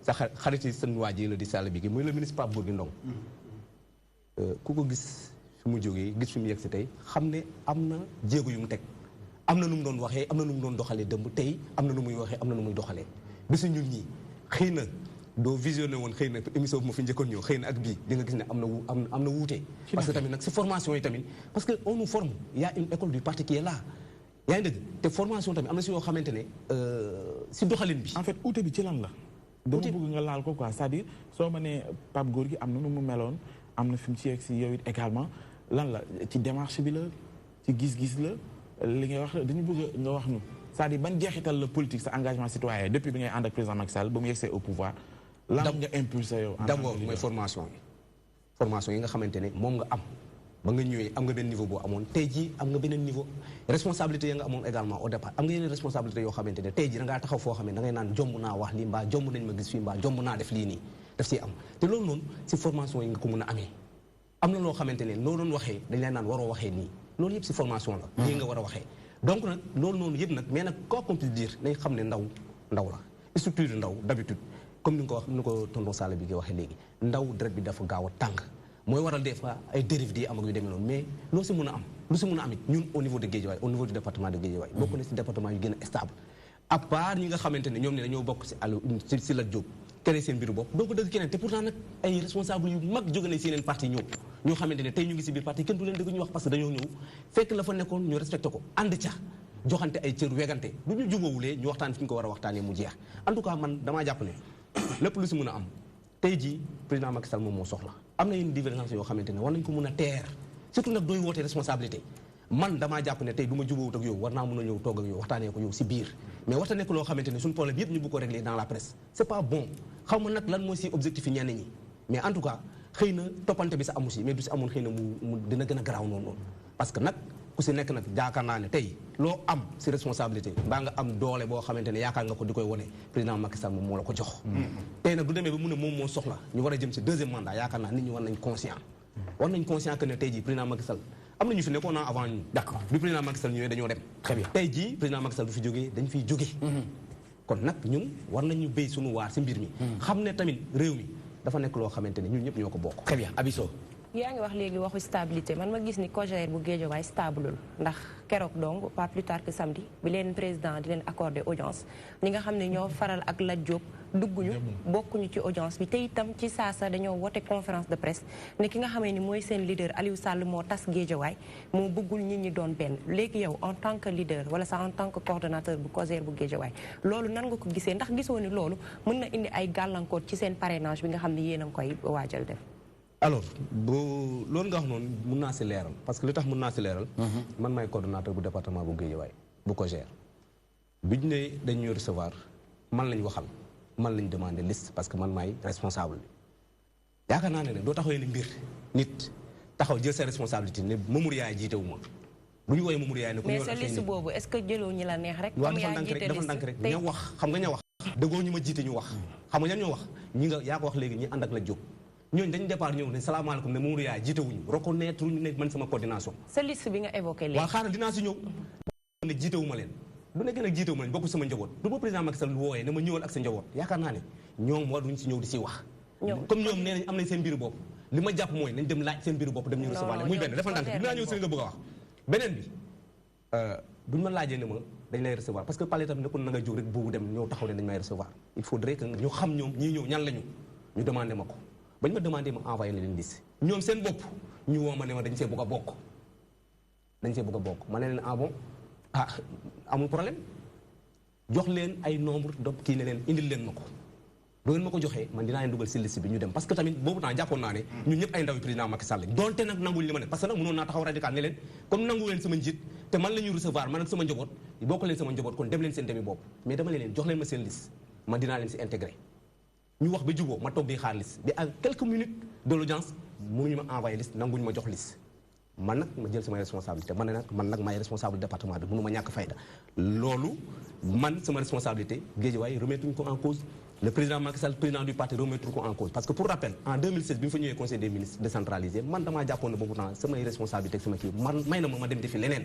ou bien dem si yeneen structure mais président moo ma ñaan ne ma téyel ma ndaw yi ma téyel ko te boobu temps ñoom ñu ngi toog yaakaar naa pour respect mag kilifa si sax loolu waroon nañu ko rus a def yaakaar naa loolu xam nañu ko kon nag jàpp naa ne ñoom duñu ma néewal doole mënuñu ma jox loolu ba pare di may néewal doole laaj ma liste ba pare bëgg a laaj keneen parce que duñu jëloon responsable Guédiawaye bu nekk ne la indil liste du boobaa structure bi dootu am njëriñ ma dem ne leen jox leen ma seen liste ñu bañ kon nag bu doo bañee ba pare nag benn yow bokkoo si ki nga xamante ne ki ñu woo nee ne bokkoon ci njabootam ñaar mu laajte liste nangoo ko jox liste ba pare nag nga ñëw taxaw si buntu pale bi ne da ngay dugg par force yaakaar naa la leen indi intention lañ si amoon intention bi mooy xëy na créé woon li ñu créé mais man ba may dem nee naa leen jox leen ma seen liste dinaa leen si dugal ñu intégré ñu wax ko ba mu leer ak les services protocolaires de la présidence alors bañ ko ñu bañee tamit man dama am comme responsabilité def naa ko liste ba nga xamante ne mooy ndaw ya ma jiite joxe naa ko te ñooñu dugg nañ problème amu fa mais malgré tout ça man je continue à le tendre la main parce que nag fi ñu jëm soxlawuñ division li ñu bëgg mooy ànd te boobaa léegi ñu ngi si waxtaan ak ñoom. mais ban stratégie ngeen teg pour que mu bañ a am division pour que ngeen mën a booloo nekk benn say. stratégie bi mooy déjà Pape Ousmane li mu soulevé bi mu ko waxee bi problème amee si njëlbeen ba bañ defee seen assemblée générale dama leen woo ne leen kaale ñu bokk nañ ànd parce que comme samay responsabilité na foofu ma nit njaboot ji du amee lu bëgg a tasaaroo man sama responsabilité dama boole leen ma woo leen mais fa mu mujjee daal xam naa ko d'accord. au-delà de loolu en tant que journaliste ñële tamit dinañ am droit de réplique ndax li nga wax léegi sa wax la rek dégguñu ñoom lu ñu wax donte que sax def nañ conférence de presse mais bu ñu jógee Guédiawaye APR ci boppam wala mouvance présidentielle tey bu ñu demee Louga Aminata Mbengue Ndiaye mu ngi foofu ak Moustapha Diop ku ci nekk sa yoonu bopp nga jël ñu jóge fa dem Jolof ministre de l'intérieur Aly Ngouille ak directeur Sahel ku ci nekk nii nga def muy ay exemple ci mouvance présidentielle waxuma sax APR Benno Bokk Yaakaar laay wax ndax ñii loolu du moo xewoon 2014 ñii dañoo far da ngay gis région yi ku ci nekk ca say nit ngay jël nga ni nañ parrainé fii ndax dama bëgg a yóbbu liste lu ëpp ci parrainage ne man maa ko yóbbu lu tax mën a man bi ñu ràññeeku foofu noonu xam nga loolu yàqul politique loolu noonu ci ñu far yàqul politique parce que du nekkee ne ñoom ñëpp duñu dajale après président kenn la ñuy jégal loolu yàqul politique y a pas de problème à ce niveau parce que nag ku si góob sa góob it da nga koy dajale waat yóbbul ko président de la république yaakaar naa compétition boobu sax luy dundal parti la see bokk parce que tant que ñu ngi naan yow kese la xëy na liggéey bi du mel ni mel mais concurrence du amee ci animosité raxul non animosité kooku moom dafa nekk loo xamante ne lu président diglewul àndu ko parce que moom mos sa doxee noonu président Macky Sall ku ko xam ko si yaram xam ko si teeyam xam ko si tekkam xam ko si jàmm yaa ngi dëgg ñu ci bëri royuñu ko ci mais ñu si bëri bu président waxee ba pare waaw yombalal nañ ko c'est-à-dire bu président waxee ba pare yéen bu ngeen demee à la base ni ngeen di organiser wu pour que ku ci nekk nga fës comme ni mu ko waxee nii. c'est-à-dire jaral na leen lu ne. am na yu bëri yu ñuy njort xam nga ñun ay sénégalais lañ. am na yoo xam peut-être xëy na mën nañ ko bañ a wax. mais nga baal ma c'est-à-dire ku ci jaaxle sax yaa ngi seeti suma mbokk mi toog oustaz ne ko kat gis naa ni sa waay ni ma daan nuyoo demewul noonu wala ñu naan la boo dajeeg moom sax ci réunion bi bu ko seeree la amee wala boo demee na nga toj fii nen takkawul ba dëgër nangam ak nangam ñu ngi gis Sénégal dafa nekk waaw mais bien sûr souvent dañuy dégg bu yàggu daal yaa ngi doon dégg ay yenn xeetu ray yu ñu gis ñëpp di am ñu leen ci joxe naan politique yi ñoo nekk ci ginnaaw ñoom ñooy sacrifier ñooy nangam ñoom c'est-à-dire da ngeen a setul ci lu bëri voilà c'est-à-dire question bi moo ngi laaj foofu mooy est-ce que réellement yéen ci seen bopp. ba sa kër muy wax am ngeen waaye mais bon li ngay wax nii dañ ciy def benn parenthèse parce que tey xam nañu ne ki nga xamante ne moom mooy Salif Keita jamono ji mu ngi foofu ci Mali di taxawal kuréel boo xamante ne mooy plus jamais ça. Parce que seetlu nañ ko foofu ci présidentielle Mali yi nii 2 jours avant am na benn enfantal boo xamante ne dañ ko fa rey te albinos la muy xale donc loolu moom mu ñëw nag ne day encore redresser li nga xamante ne moom mooy c'est une réalité Nicolas moo tax ma bëgg ko laaj foofu est-ce que en réalité li ñuy wax ci njiit nu mu war a doon ku pare ci boppam nga xam ne dafa am lu muy liggéey ci bëri ci moom ba fàtte mun a am benn capacité managériale bu koy may mbooloo bu mu jiite mu mun a xam ku ci nekk lan la doon pour que yu mel ni buy am mu mun a xam nan lay defee ba benn c'est-à-dire dafa mel ni yéen seen njiit li ñuy xaar ci yéen dafa des quoi ci wàllu yaatu boobu noonu. d'accord mun am capacité dékku yenn ni pour jafe-jafe yi nii ngeen di dund mu mun a dem. xam nga doo demee bay joxe ay exemple kii naan lu nga naan fële donc lu ndaw la si li nga xamante ne moom mooy parti bi parce que nag di nga parti buy dund doo nekkee parti nag surtout parti au pouvoir nekk parti bu mag. problème foog mu am si parce que xëccoo compétition yi ak ku si nekk sa bëgg-bëgg ak fa nga bëgg a jëm la bëgg nga wone kilifa gi nga xamante ne tey jii moom mooy jox ay responsabilité que ne yow yaa ngi liggéey yaa ngi koy liggéeyal. naka wane bi naka la wane bi mooy dem comme ni nga ko waxee parrainage kii bëgg a indi 1000 kii bëgg a indi 2000 kii bëgg a indi 5000. mais ndax loolu kii exemple bu baax la ci seen militant yi nekk ci est-ce que nekkul sax loolu moo répercuté wu ci COJER bu Guédiawaye ba tey waa Lat Diop aw nii waa Aliou Sall aw nii te ngeen war te ñëpp teg ci sama xalaat bu gàtt waroon na daw topp ci ki nga xam ni mooy leader ndax parti nag département bu ne wala région bu ne dafa war a am leader am ñeneen ñu topp ci ginnaaw. xam nga nag structure nga wax. xam nga nag Sénégal d'habitude surtout yéen journalistes yi moom xam naa ne li nga xamante ne normal li nga xamante ne normalul foofu ngeen di gën a def focus que li normal nee naa leen de la création du parti à 2018 10 ans je suis à la tête de cette structure c'est la première fois ñu dégg ñu ne ñii nee nañ ànduñoo yow et puis c'est normal en politique parce que boo ko xelaat ñëpp mënuñ bokk jëm wax normal ak anormal est-ce que vous trouvez normal léegi que lias yi nga xam ne ñu ngi koy séddale jamono ji di ko jox audience yi waaw may lu ma jëlee benn idée may ñu daane ko ñu dem si li ngay wax parce que leneen li lu normal parce que da nga wax joo xamante ne dafa am solo baax nañu leeral ko nit ñi ñi nga xamante ne dañ jógee si yeneen parti comme Lat Diop ñëw si biir APR dañoo bëri mais dëggoo fi coow si ñooña bu nekkee ne kenn ngeen si dëgg muy coow donc loolu c'est pas un problème entre nous en tout cas Lat Diop ba fii ñuy waxante ak yow militant bu président Macky Sall la Macky Sall lay liggéeyal donte nag xëy na am na benn am na comment am na benn loo xamante ne ñun doo jiitee doo bëgg njaboot di tas li am nii gënaluma moo tax ma leen di ñaan te dinañ si doxaat ay jéego pour ñu ànd doon benn parce que nag loolu mooy suñu njëriñ ñun d'abord nekk njëriñ président de la république parce que féewaloo bi du tee ku nekk yaa ngi liggéey sa liggéey di yëgul président Macky Sall mais duñ ko àndee itam mu nar fet mais quelles que soient les situations tey moom la ñuy liggéeyal du ma nangu tamit duñ toogee di naan ay liaas ak yooyu parce que nag tey jii président Macky Sall am na fu mu jëlee réew mi am na fu mu ko yóbbu te bi mu ko fay jëlee sax am na lu mu wax voilà ku leen jox xaalis bi ngeen jël te xaalis bi xam ne yaa leen ko moom non attends mais tamit mooy tamit bi mu ñëwee tam dafa wax gestion vertueuse la wax teg yëpp si mbir yoo est-ce que loolu loolu mooy li ñuy def amul fenn koy def nii xam nga nag Pa Ousmane parrainage nga joxe koppar yu bëri Pa Ousmane koo dajal nga kii Pa Ousmane xam nga bàyyi ko mu daane foofu jeex na s'il vous plaît amul xaalis boo xamante ne bu mu yëkkati jox ko ay responsable ne leen dem leen ngeen parrainé ci parce que nag ñun du nekkee ne tey jii ak responsabilité yi ñu am mënuñu dem si nit ñi nga xam ne lañ nekkal ne leen parrainé leen président Macky Sall donte dañu laaj xaalis parce que loolu nag wax la boo xamante ne ma rafetlu ma ko parce que dafa mel ni sénégalais il faut nga jënd leen loolu rafetul waruñu am boobu xalaat ci nit ñi parce que nag nit ñi kenn mënu leen jënd xaalis nag doo yor sa xaalis di maye nit ñi jël mais c'est pas parce que tey waruñu lié parce que dama laa may xaalis da nga maa war a parrainer sénégalais dañ leen war a respecter waruñu leen a jàpp ne il faut nga jox xaalis man de en tout cas ñun président joxuñu xaalis te man tey yaakaar naa duñu doon joxe xaalis si ay ndaw bokk naa si ñi nga xam ne nañ ñu jox parce que au-delà du département au niveau national structure bi damaa bokk si ñi nga xam ne ñoo ko ŋànk ji. Très bien, merci beaucoup monsieur El Hadj Mamadou Yaya-Ba, coordonnateur de la COJER de Guédiawaye, membre du CODIR muy comité de direction du FD Sud ARTP, fonds de développement du service universel des télécommunications. li ñu nekk di waxtaanee jëm ci APR la guéguerre entre responsables muy polluer l'atmosphère politique à Guédiawaye.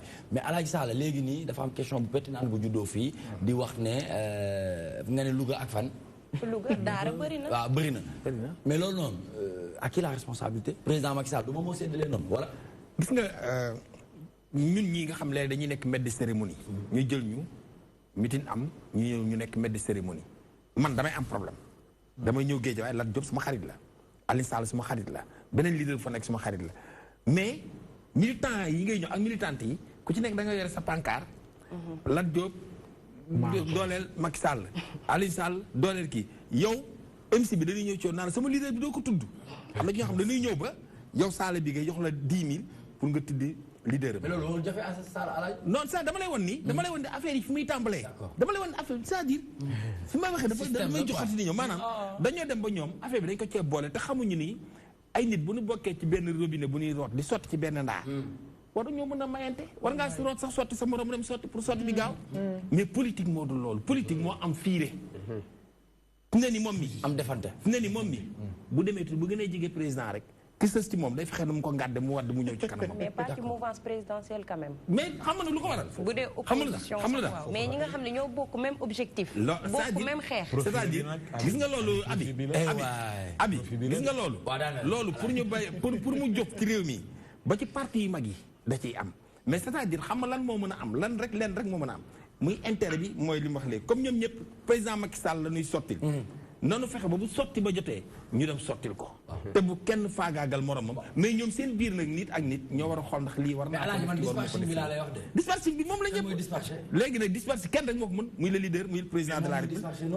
mais nag attention de léeg-léeg kilifa woote ne di leen fu jàmm amul ku fa wax jàmm yaa tooñ. déggu leen ma de. léeg-léeg njiit li. loolu da koy arrangé de. danaan leen fu jàmm amul ku fa wax jàmm yaa tooñ. je suis dans le milieu. c'est-à-dire politique dafa am sew-sew bu ci nekk boo xam Nicolas gis nga boo nekkul ci biir. boo xamul système bi rek. nga naan pourquoi ñuy def li fekk loolu c'est la bonne guerre. très bien dinañ ci ñëwaat léegi nii incha allah toujours dans Toi tu sais ñu ànd ak nag actualité sociale ndax tey xam nañ ne bésu Tamxarit la. jàngat bu njëkk bi moo la bëgg laaj balaa tama lay laaj lan mooy Achoura ak lan lañ ciy séntu bés bu mel nii dañu gis ñu bëri liggéeyuñu ndax lan dañuy togg cere kër ga est-ce que loolu bokk na ci luy doxal réew.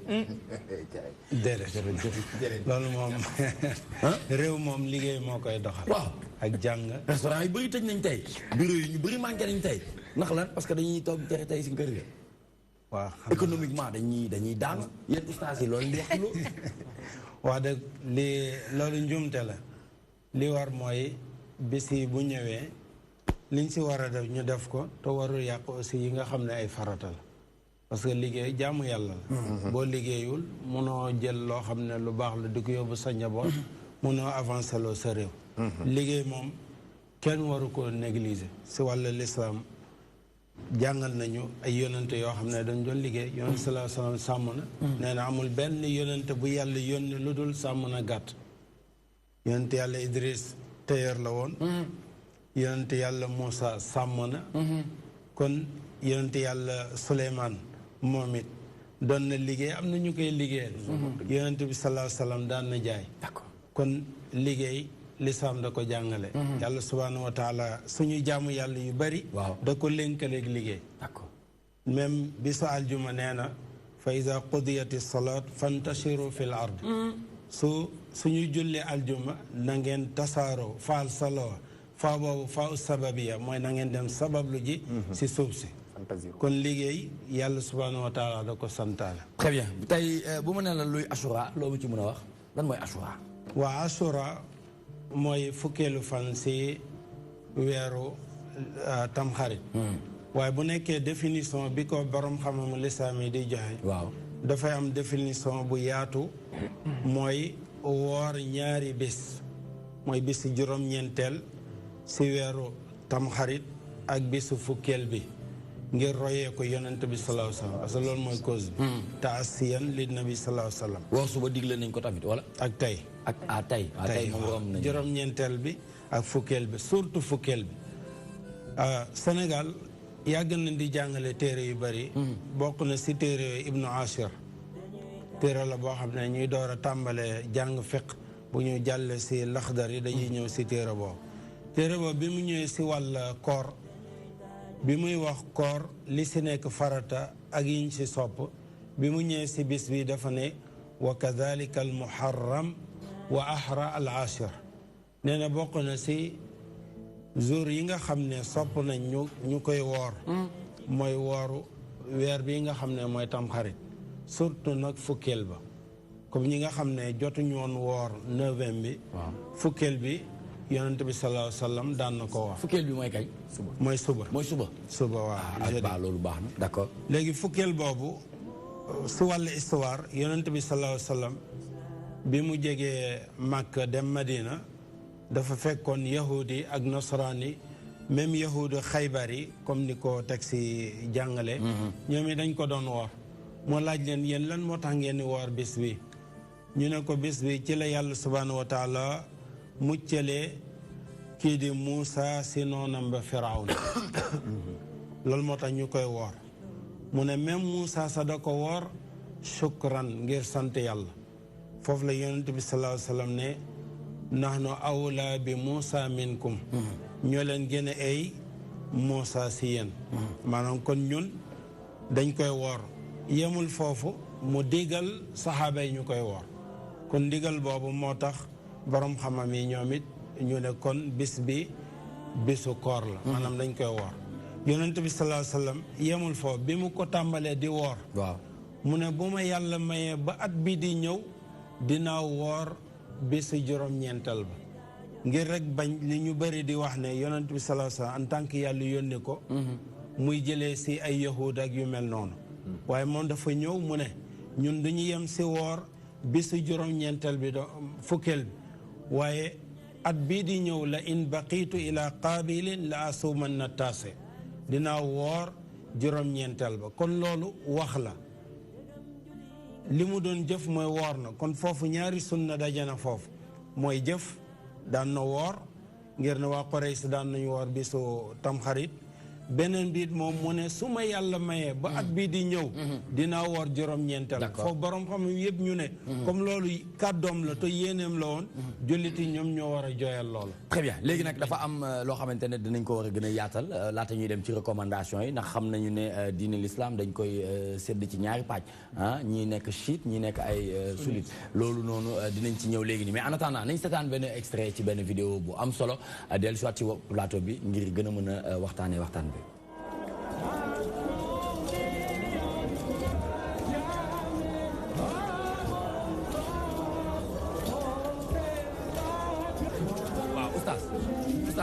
Oustaz ñan ñooy feetee nii bésu Ashura bi. waaw mooy ñi nga tudd sànq rek. mooy chiite. waaw lu waral loolu lu waral lii lu tax ñoom ñu koy feetee nii. waaw xam nga bis bi it. si ñu war a leeral mooy dafa am ñetti jàngat yi si borom xamam yi jàngat. benn bi daa am ñoo xam ne dañ ko jàppee bisu mbégte am ñoo xam ne dañ ko jàppee bisu dëj ak wane sa naqar. lu tax ñu jàppee ko bésu dëj ak bésu naqar lu tax. ñu ko jàppee maanaam dëj wala naqar mooy ñi nga xam ne ñoom ngay wane ñii waaw ñoom nee nañ yonent bi sallallahu alayhi wa sallam bi mu gàddaay ba gàddaay bi am juróom-benn fukki at ak benn ci la ñu rey sëtam bii di al-Husayn radiallahu anhu kon ñu ngi ko mu ngi faatu si 61 si gàddaay yonent sallallahu alayhi wa sallam fële nga xam ne mooy Irak si Karbala d'accord si war biñ ko waroon ak invité biñ ko invité woon rey ko ñoom ñu ne comme dafa tombé woon bisu tamxarit loolu moo tax bis bi bu ñëwee ñoom it dañuy wane seen naqar waaye nag bisu tamxarit moo jiitu faatu yonent yàlla maanaam kii di Xuseyn loolu jàngat bu njëkk bi yonent bi sallallahu alayhi wasallam waaw mais nag bis bi moom moo jiitu événement bi si am dafa tombé parce que yonent yàlla Muusa ci la ko yàlla muccal ci la yàlla labal Firawna kon si waa Muusa ñooñu mbégte la woon si ñoom moo tax ñu ko doon sant yàlla loolu it naqar la si ñi àndoon ak Firawna léegi nag bi mu ñëwee mu tombé jamono Xuseyn radiallahu anhu mu faatu si loolu it si borom xam-xam yi dañuy ne soo ko jàppee dëj lislaam xamul dëj comme si anam bi d'accord ngir ne dafay dàq yenn principe yoo xam ne yonent bi salaa salaam da ko jàngale yonent bi salaa salaam am na ay jigéen yu doon ñëw di dugg si lislaam suy jaayanteeg ñoom dafa bokkoon si condition yi mu leen doon wax mooy su tiis wàccee si yéen doo leen ko maanaam doo leen xosi seen yaram di gajji seen i bopp wala ngeen di dagg seen yaram d'accord yeneen borom ñu indi ko si beneen njàngat ñu ne ku mel ni boo xoolee alxulafa ur rashidun ñi wutu yonent salaa sallam gannaaw bi yonent salaa sallam génne àdduna Aboubacar am na fi ñaari at ak genn wàll génn àdduna Omar ibnul Xataab bi gàddaay bi amee 23 ci lañ ko rey si julli fajar lañ ko jam benn waay bu tudd Abu Lu'lu al Majusi mu faatu mi mu faatu yee boobu Xuseyn mu ngi dund mais defalu ko dëj lu ko waral defalu ko dëj parce que loolu xamuñu ko woon jamono yonent sallallahu alayhi wa sallam maanaam anam bii ñuy def maanaam di jam seen bopp yu mel noonu gannaaw loolu Ousmane ibn Affan moo jël maanaam xilaafa bi moom it bi ñu demee ba 36 si gàddaay bi ci lañ ko rey biñ koy rey si dañ ko fekk muy jàng alxuraan ñu rendi ko biñ ko reyee loolu taxul maanaam ñu defal ko dëj wala di jam seen bopp bu bis boobu dellu siwee beneen biit Ali radiallahu anhu moom mi nga xam ne mooy bàyyi Xuseyn moo jur Xuseyn nekkoon borom këru Fatima radiallahu anha moom si boppam dañ ko jam bisu aljuma Abdurrahman bun Muljim moom moo ko jam mu faatu si 41 si gàddaay bi très bien bi mu faatuwee amul fenn si ñuy jàng wala histoire fi ñuy jàngee ne yonent bi sallallahu wala Ali Xuseyn wala Xasan jël na paaka daan ko jam boppam wala muy naqarul lool donte am na nuñ ko naqarul mais nekkul ne di jam sa bopp parce que anam bi moom wax dëgg yàlla ay image la yoo xam ne baaxul ñu koy wan wàllu société yu mel noonu très bien jërëjëf oustaz xam naa ne suba nag ñu ngi tàllal loxo professeur docteur ki nga xamante ne c'est l'incontournable de la religion musulmane man maa wax loolu ndax cofeel bi nga xamante ne am naa ko ci moom ak leeral yu am solo yi nga xamante ne yàgg na di ko def ci DTV ràññee ngeen ko bu baax a baax muy professeur muy Ibrahima Ndiaye ñu ngi koy nuyu au passage Ousmane Ndiaye ñu ngi koy nuyu au passage Pape Ousmane ñu delluwaat tuuti rek ci lañ doon wax ci ñaari pàcc yi diggante chiite yi ak li nga xamante ne mooy sunnite yi ndax ñoo ngi koy wax léegi ni moom muy wax ne expliqué nañu histoire bi na mu bawee waaye am na loo xamante ne sopp ko ci wala boo ko du ko rafetlu ci image yi nga xamante ne ñu ngi koy wane. waaw mooy entendement xam nga yëpp dafay dellu ci dégg. ginnaaw wax ji yonent bi salaa salaam jàngale téere bi nga xam fa la ñuy référé wu léegi li indi yëpp yenn branché ci diine ji. mooy dégg-dégg. d'accord ginnaaw yonent bi salaa salaam ñi nga xam te ne ñoo ko fi représenté wu mu ngi koy tudd sànq Omar Ousmane Alioune. ñi nga xam fa la ñu référé wu bu ñu génnee am nañu branche Maliki yeeg waa Chafi yeeg yooyu yëpp ay dégg-dégg mais man li may invité man dëggantaan ci fi ñu toll ci Sénégal ci nitu diine yi. mën nañ fexe au-delà de li ñuy fàttali nit ñi chaque jour. dafa am benn dose spiritualité. bi nekk ci biir maanaam li ñuy gis lu visible. dafa am beneen partie bu invisible te moo ci gën a am solo mooy tax ñu mën a comprendre dégg-dégg. xam jox benn exemple. xam jamono joo xamante ne yonent bi sallallahu alayhi wasallam ba mu fi jógee yàqatu yi dañu toog benn jamono rek fekk Ababacar Sadiq moo nekkoon ci xilaafa gi ñu ñëw juróomi question ñett laa ci wax yoo xamante ne dañu doon ne yii de boo ko trouvé wala boo ñu ko leeralee boo ñu ko firile ñu gëm ni yonent bi sallallahu alayhi wasallam li mu woote am na waaye bu dee mënoo ko trouvé waaye jàpp leen ne li ngeen woote yëpp amul. d'accord benn ñu ne ko ndax mën nga ñoo wax suuf soo xamante ne benn yoon la gis jant bi ne ko mën nga ñoo wax melukaanu lalu aljana. ñetteel bi mu ne ko ndax mën nga ñoo wax benn kaanu jëm maanaam loo xam boo gisee mu ngi dund ci àdduna. ñaari moom mën nañu ko melukaanu aljana ñaari moom nañu ko léegi ñaari yooyu waaw nayim waaw après damay jox imam mais gis nga pour wax la xam-xam. waaw ak dégg xam-xam. Ababacar dafa gàtt xalifa yonent bi sallallahu alayhi wasallam mënu ko tontu. dafa gàtt ci ñetti question yooyu ci ñetti yooyu. très bien ñu ne ko woo Seydina Alioune. xam Seydina Alioune yonent bi nee na man maay géeju man maay maanaam océan wu xam-xam. Seydina Alioune mooy buntu gi.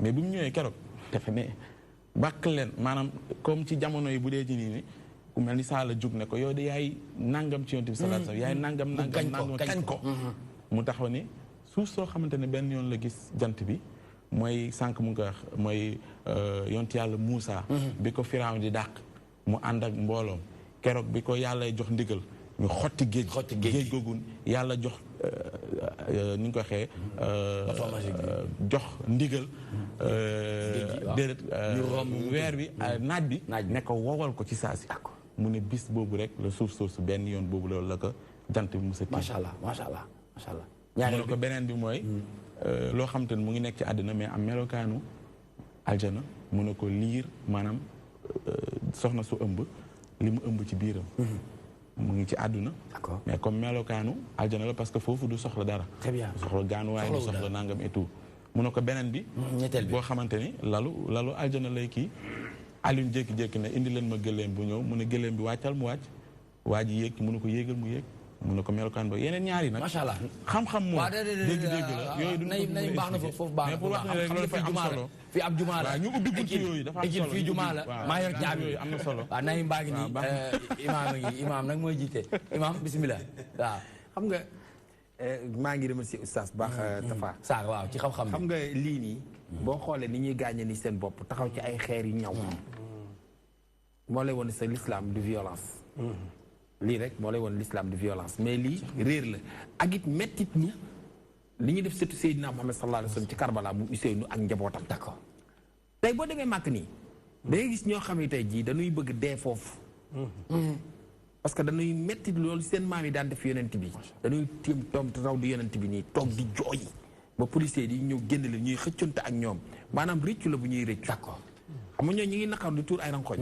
mais lii di dagg sa yaram lii maanaam xeetu jaahil la maanaam dañoo réer d'accord nit nag dafay am loo xam dafay sax ci ñoom seen tradition la muy fa la ñu nekk parce que dëkku Saddam Hussein Irak kaw fa la tuddoon kaw fa fa la Ousseynou dem fa la Karbala nekk Ousseynou surtout yonent bi muy dem kaw fa maamam joxoon na ko benn suuf ne ko bis boo demee suuf si nga dem ba mu xonq xamal ni suuf soosu fa la sa deret di tuuroo même bi muy dem sax ñu nax ko ci invitation boobu di ko wor yónni nañu muslim benn frère Ousseynou mais ñoom danoo rey muslim xamal ko ni muslim mi ngi fii mi ngi dekkal diine ji yow rek la ñuy xaar macha allah bi muy dem ay ndayam ay doomi ndayam nee nañ ko bul dem ndax Ousseynou sa maam ne woon na la suuf soosu fa ngay des mun naa leen mun naa muy beneen Ousseynou bu dul man ndax ñi bind nañ ma lettre boo xam ne su ma leen fekk bu ëllëg bu l'islam sooxee su ma dajee sama maam yomal xiyaam dinaa rus kon donc moom looloo taxoon mu doon dem d'accord mais ci seen caay-caay ci la xew Karbala xewe Karbala mais lépp rek mu doon loo xamante bu ñu wëlbatiku waatee façon bi ñu koy defee nii moom wax dëgg yàlla du façon bi l'islam gërëm parce que lii moom dafa ñaaw image bi rafetul ci gis-gis ana lan ngay daanele li may daanale bon bés bi liñ si gën a sopp rek mooy nit ki woor koor gi laaj na yonent bi sallallahu alayhi wa sallam sawmu yawm ashura liñ si am mu ne yukaffiru sanata zunuba sanatayn almadiya maanaam day far bàkkaaru at mu at bi nga xam ne nit ki dund na ko njumte yi moo doon def yàlla subhanahu wa taala moo koy faral loolu nag lu rëy la maanaam loo xam ne prophète moo wax ne lii ku ko def yàlla def lii loolu lu rëy la maanaam nit day def bàkkaar yoo xam ne xamu ko ak aussi doomu aadama yi faw ñu dund ak doomu aadama yi dañuy def ay njumte mais yàlla si mbaaxam bëggul mu taseeg jaam bi mu sàkk yéena ko aljanna mu taseeg moom mu indi bàkkaar yu bëri loolu moo tax ubbil na ko bunt yu bëree bëri yoo xam ne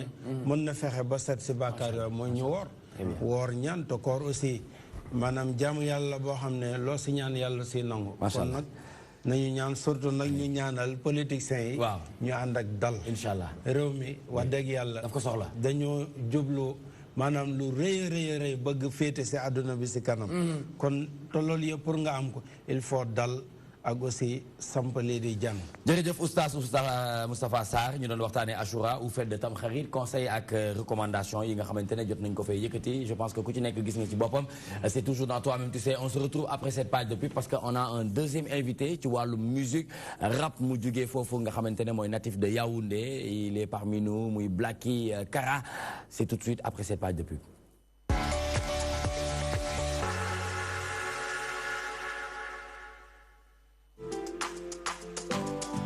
Pour l'organisation de vos salons, foires, conférences, Escaf Event met à votre disposition du matériel de dernière génération.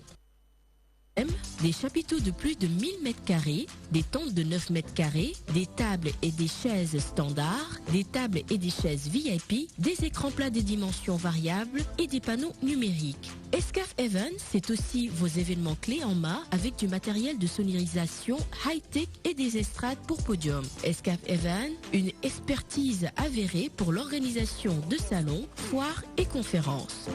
Escaf Events, l'assurance d'un événement réussi.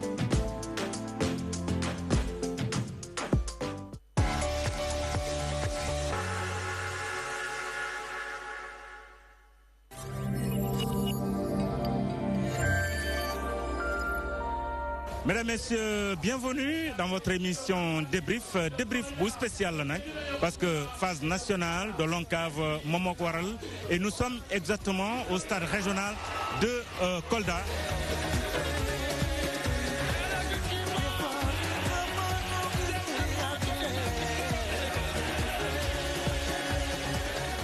Nous avons une belle mobilisation, mais dans le fair play, il n'y a pas eu de couac. Si l'ONCAV parvient à organiser ces phases, c'est parce que les autorités ont appuyé, ont très fortement appuyé, mais c'est parce que aussi l'ONCAV continue dans sa dynamique.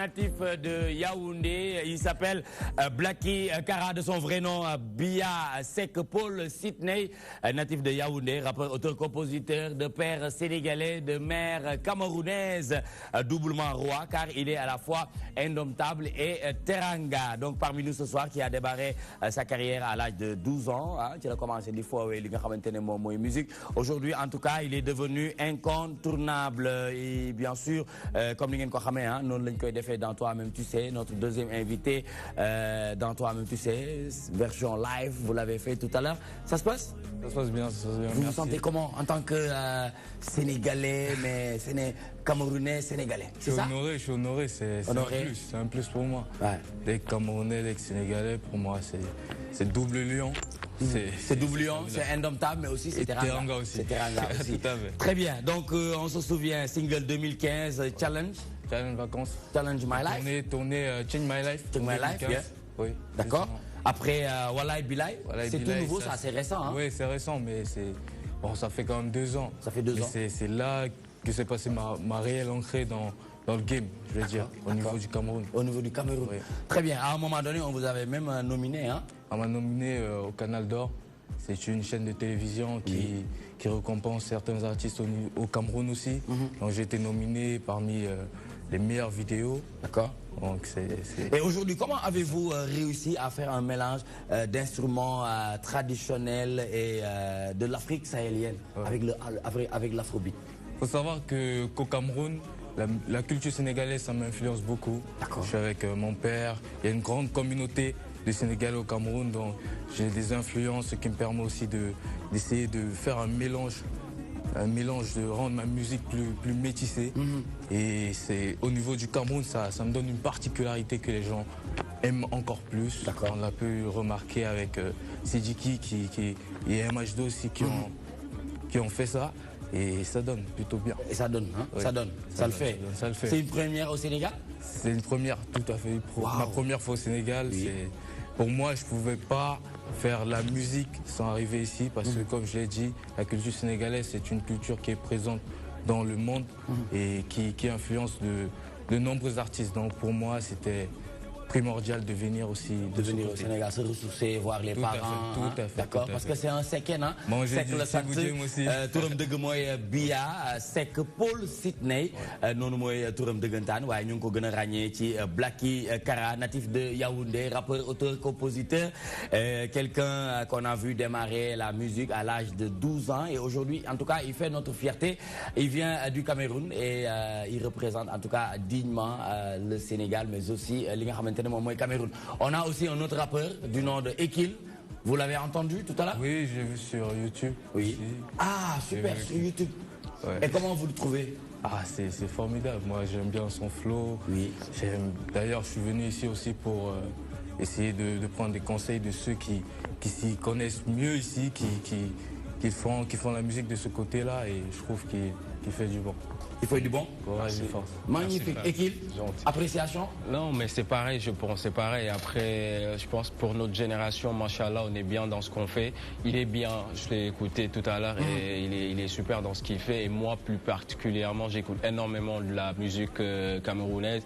J'aime des artistes comme Blanche Belly, j'aime des artistes comme Stanley Eno, comme Ténor, comme donc il y en a Jovi, il y en a pas mal que j'écoute de là-bas. Donc je m'y connais et vraiment big respect à toi et j'aime ce que tu fais, frère. Merci. Très bien. Aujourd'hui, nous allons faire du freestyle entre vous deux. On va faire du freestyle. Ah ouais, c'est du freestyle. Ah ouais, raison pour laquelle je dis oustaz. Oustaz. Pour que le terrain va faire oustaz, même oustaz. Voilà, gars, on va faire du freestyle. On démarre chez vous, voilà, parce que vous êtes notre invité. Alors pour TPG, quand je tombe, il y a penalty. J'avais la technique de Verratti. Pourtant, j'avais même pas Verratti. Tu veux rouler en Ferrari, regarde comment tout se fignorer. Négro dans ta tête ça tombe pas. T'es pas comme les cheveux de Fellaini. Négro trop de rime, il est dégueu. Là c'est bon. Je vais passer le mic à... Madame Lanchi, on va faire le français. L'Olaner. Comment? Mais qu'est-ce que tu racontes? Qu'est-ce qu'on connaît pas? Et recommence. Même ta naissance était un faux départ. Y a que Dieu qui pardonne, mais moi là, je ne suis pas Mahatma Gandhi quand même. Je m'y crois sur les rages de Jésus-Christ, amen. Popo fenyandi tona debeli, et boutou nankouti, oh. C'est les gars boutia, et oui kalanketi gilinga pour bébé. C'est quand t'as rien, toujours modestie. Oh, on a tout compris, oh. C'est juste pour te faire chier, qu'on fait chier, c'est le que t'appelles bébé. Demande à Abdoulaye, j'ai mon gilet, pas bas négro, je dis bye bye. Négro, c'est quoi les bails? Ah, tous mes négros à terre. Ah, oui, vas-y, terre à terre. Ah, arrête de témoigner, tu peux, moi je suis une négro, c'était ma mère. Je suis le lion, t'es gros miné. Le négro, t'es en terminé. Avec négro déterminé. Un thème nato, j'ai terminé. Ma soeur, drop-moi un plat de riz. J'ai gagné succès à la loterie. Écris les temps, même c'est ma sonnerie. Toi, tu même si c'est la maçonnerie.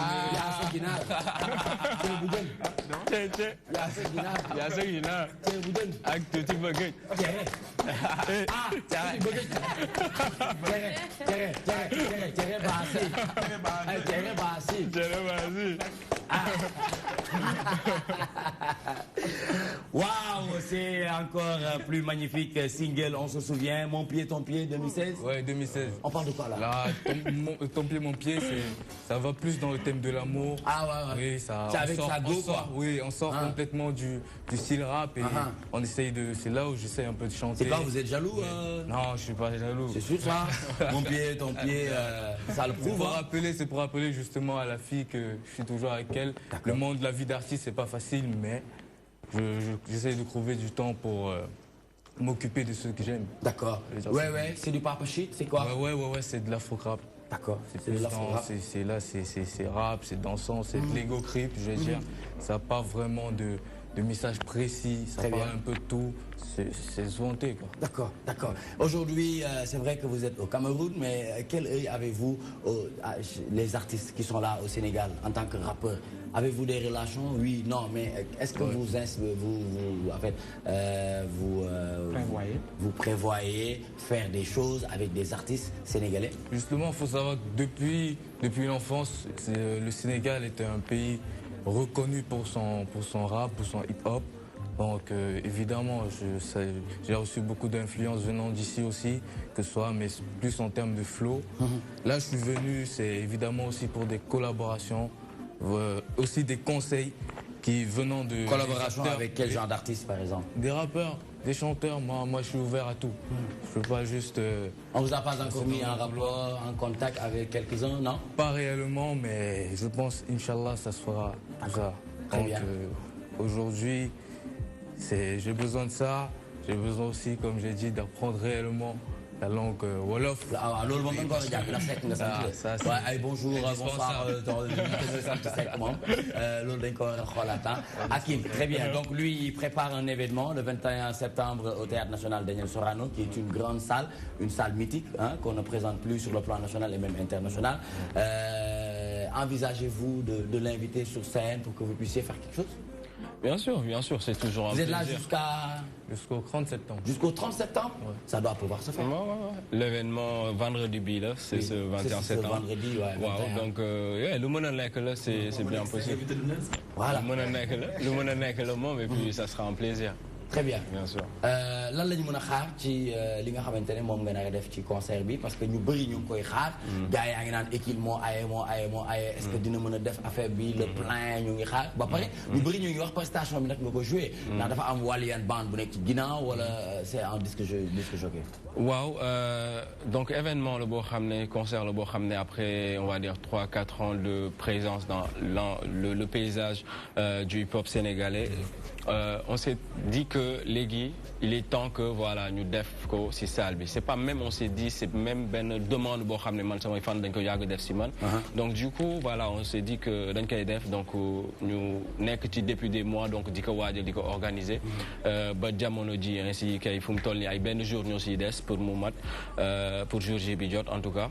Donc organiser nañ te tamit waajal nañ ci spectacle bu amul fenn spectacle boo xam ne vraiment ku fa ñëw boo fa jugee di nga dem toog ne kat spectacle acquis ou le spectacle. Ce sera du live avec band Ça sera du semi-live, c'est-à-dire il y aura le DJ derrière, parce que hip-hop, le DJ restera toujours derrière, mais dina am ay instrumentalistes yoo xam ne dinañ fa nekk. Donc dina am ñoo xam ne dinañ fa nekk apporter si en plus, c'est-à-dire du doon donc juste benn show boo xam ne day hip-hop et strictement hip-hop. C'est-à-dire donc dañ ciy jéem à chaque fois comme on essaie de le faire boole si suñu yëfu bopp ñun fii si Sénégal plus d'autres. ñan la ñu mën a xaar comme invité ci jour ba. Bon comme ñun fa mën a xaar c'est comme artistes yu bëri ma fi amal affinité ku si mel ni Dof tey dina fa nekk ku si mel ni Zoukana dina fa nekk ñoom One Lyrical dinañ fa nekk plus d'autres surprises yoo xam ne ñoom ay Abiba ak ñeneen inchallah donc ay y aura des surprises. Blacky Kara l'invité d'honneur. Blacky Kara bien sûr. Très bien loolu moom dañ koy bàyyi ci loxo Cheikh Tidiane Diagne mi nga xamante ne suñu confrère la di liggéey bu am solo diggante TFM ak RFM moom moo tax man ma xam jarbaatam bi mu di Monsieur Seck. Blacky Kara les projets c'est quoi? On s'attend à quoi en fin d'année? Là, un album. Tout d'abord, il y a mon nouveau single, Mamacita, que vous venez de jouer tout à l'heure. Ça parle de quoi exactement? Amour aussi. Amour. Vous savez, l'amour, c'est un Très terme. bien. Il est amoureux. Non, je suis pas amoureux. Il n'est pas jaloux, mais il est amoureux. C'est Mamacita qui est disponible sur toutes les plateformes. Vous savez qu'on a une chroniqueuse, quelqu'un qui travaille ici, qui s'appelle comme ça, Mamacita. Ouais. Elle fait une émission le vendredi, Inch'Allah. Mais attention, hein, c'est une vraie bombe. Namarey, hein. Non, Nalarey, pas mal.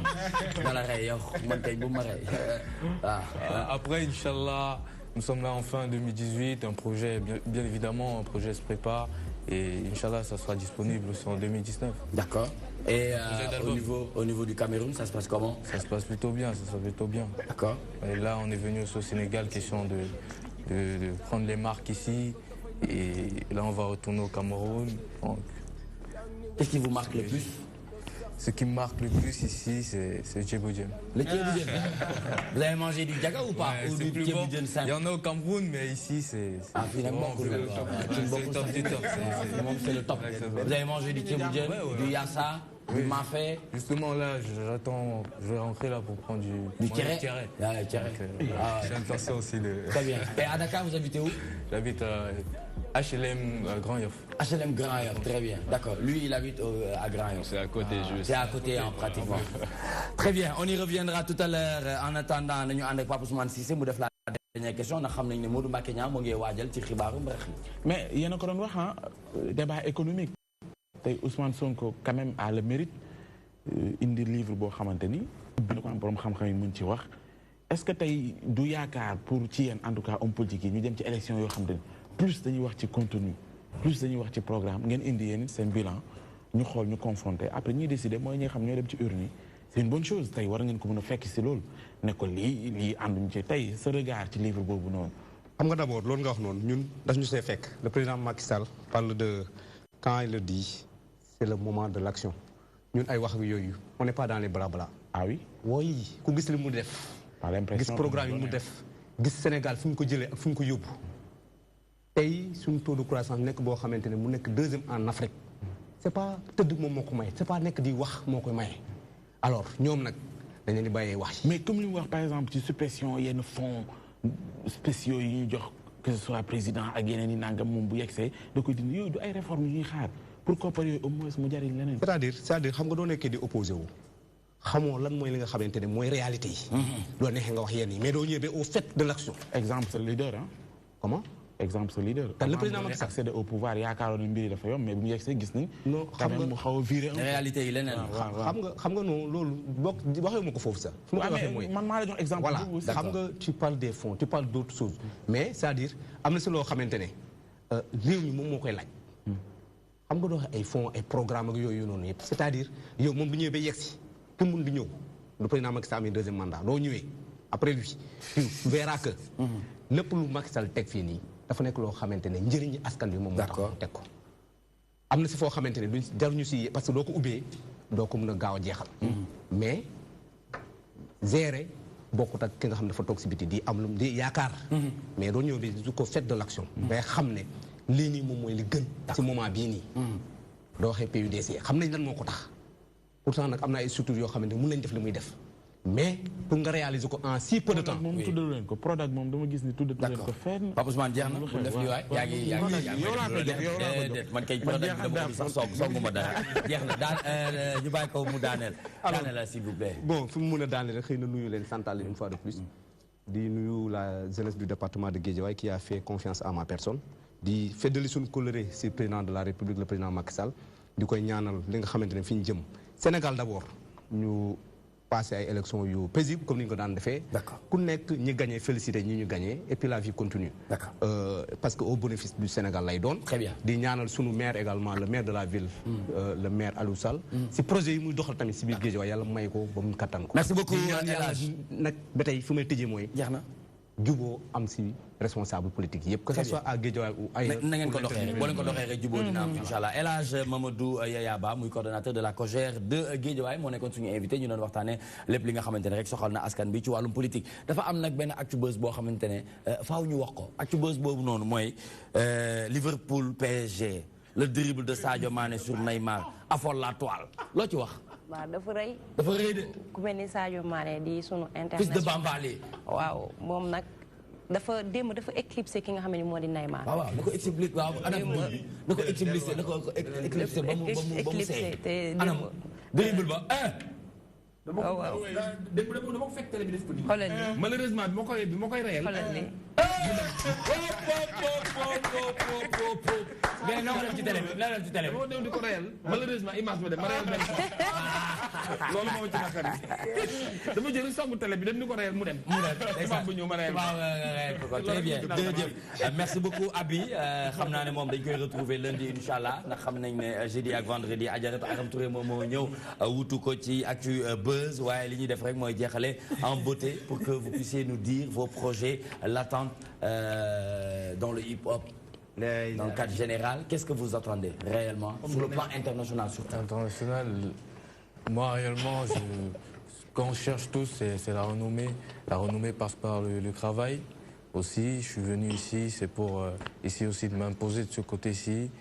Et là, je bosse sur. Comme ça va pas être facile, hein? Ça va pas être facile là, quand tu vois. Ah ouais. Il est mortel, hein? Ouais, justement. Ah ouais. Mais bon, c'est pas facile, mais pas impossible, tu vois. Donc m'imposer, c'est pas... Magnifique. Merci. Magnifique. Merci à toi. Super. Donc, je vais travailler. Là, je suis sur un projet d'album, comme je l'ai dit, qui sortira bientôt, Inch'Allah. Donc... Un album composé de combien de titres? Ça, je sais pas. Vous savez pas encore? Ça, je sais pas. Qui sera derrière pour la composition, l'arrangement, la réalisation? Plusieurs beatmakers, que ce soit au Cameroun, que ce soit ici au Sénégal, que ce soit aussi du côté de Paris, où je vais fréquemment aussi. Donc, tout se fera. Ça sera un album métissé, une fois de plus. Un mélange quoi? Un mélange. Un mélange de cocktails, c'est important. Merci beaucoup en tout cas, ça a été un grand plaisir de vous avoir sur ce plateau pour une première fois au Sénégal.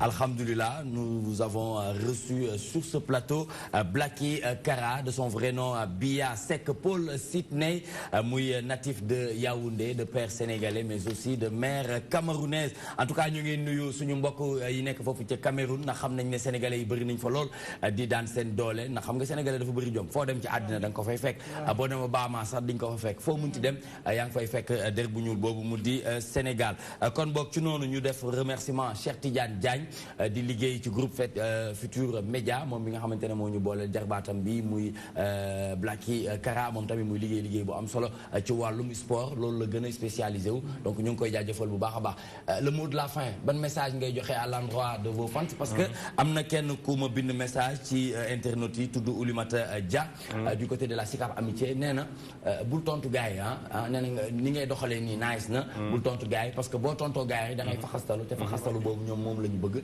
donc ñoom ñu lay sànni ay xeer da lay gën a yokk jom waaw yaakaar naa ni ko sama papa waxee rek léegi conseil bu mu joxe loolu la maanaam am na loo xam ne nañ koy bàyyi ci suuf rek quoi nañ koy bàyyi ci suuf rek mais bon dernier mot bi mooy juste non waaw mais xam nga rek yenn saa yi moom xam nga non donc dernier mot bi mooy vraiment di leen remercier ñëpp ñu nekkoon ci plateau bi et puis di ne à tous mes fans à ñëpp ñoo xam ne depuis since day one ñoo may jàppale ñoo may support si li may def jox naa leen rendez-vous ce 21 septembre à Sorano venez à 20h à minuit mu jeex incha allah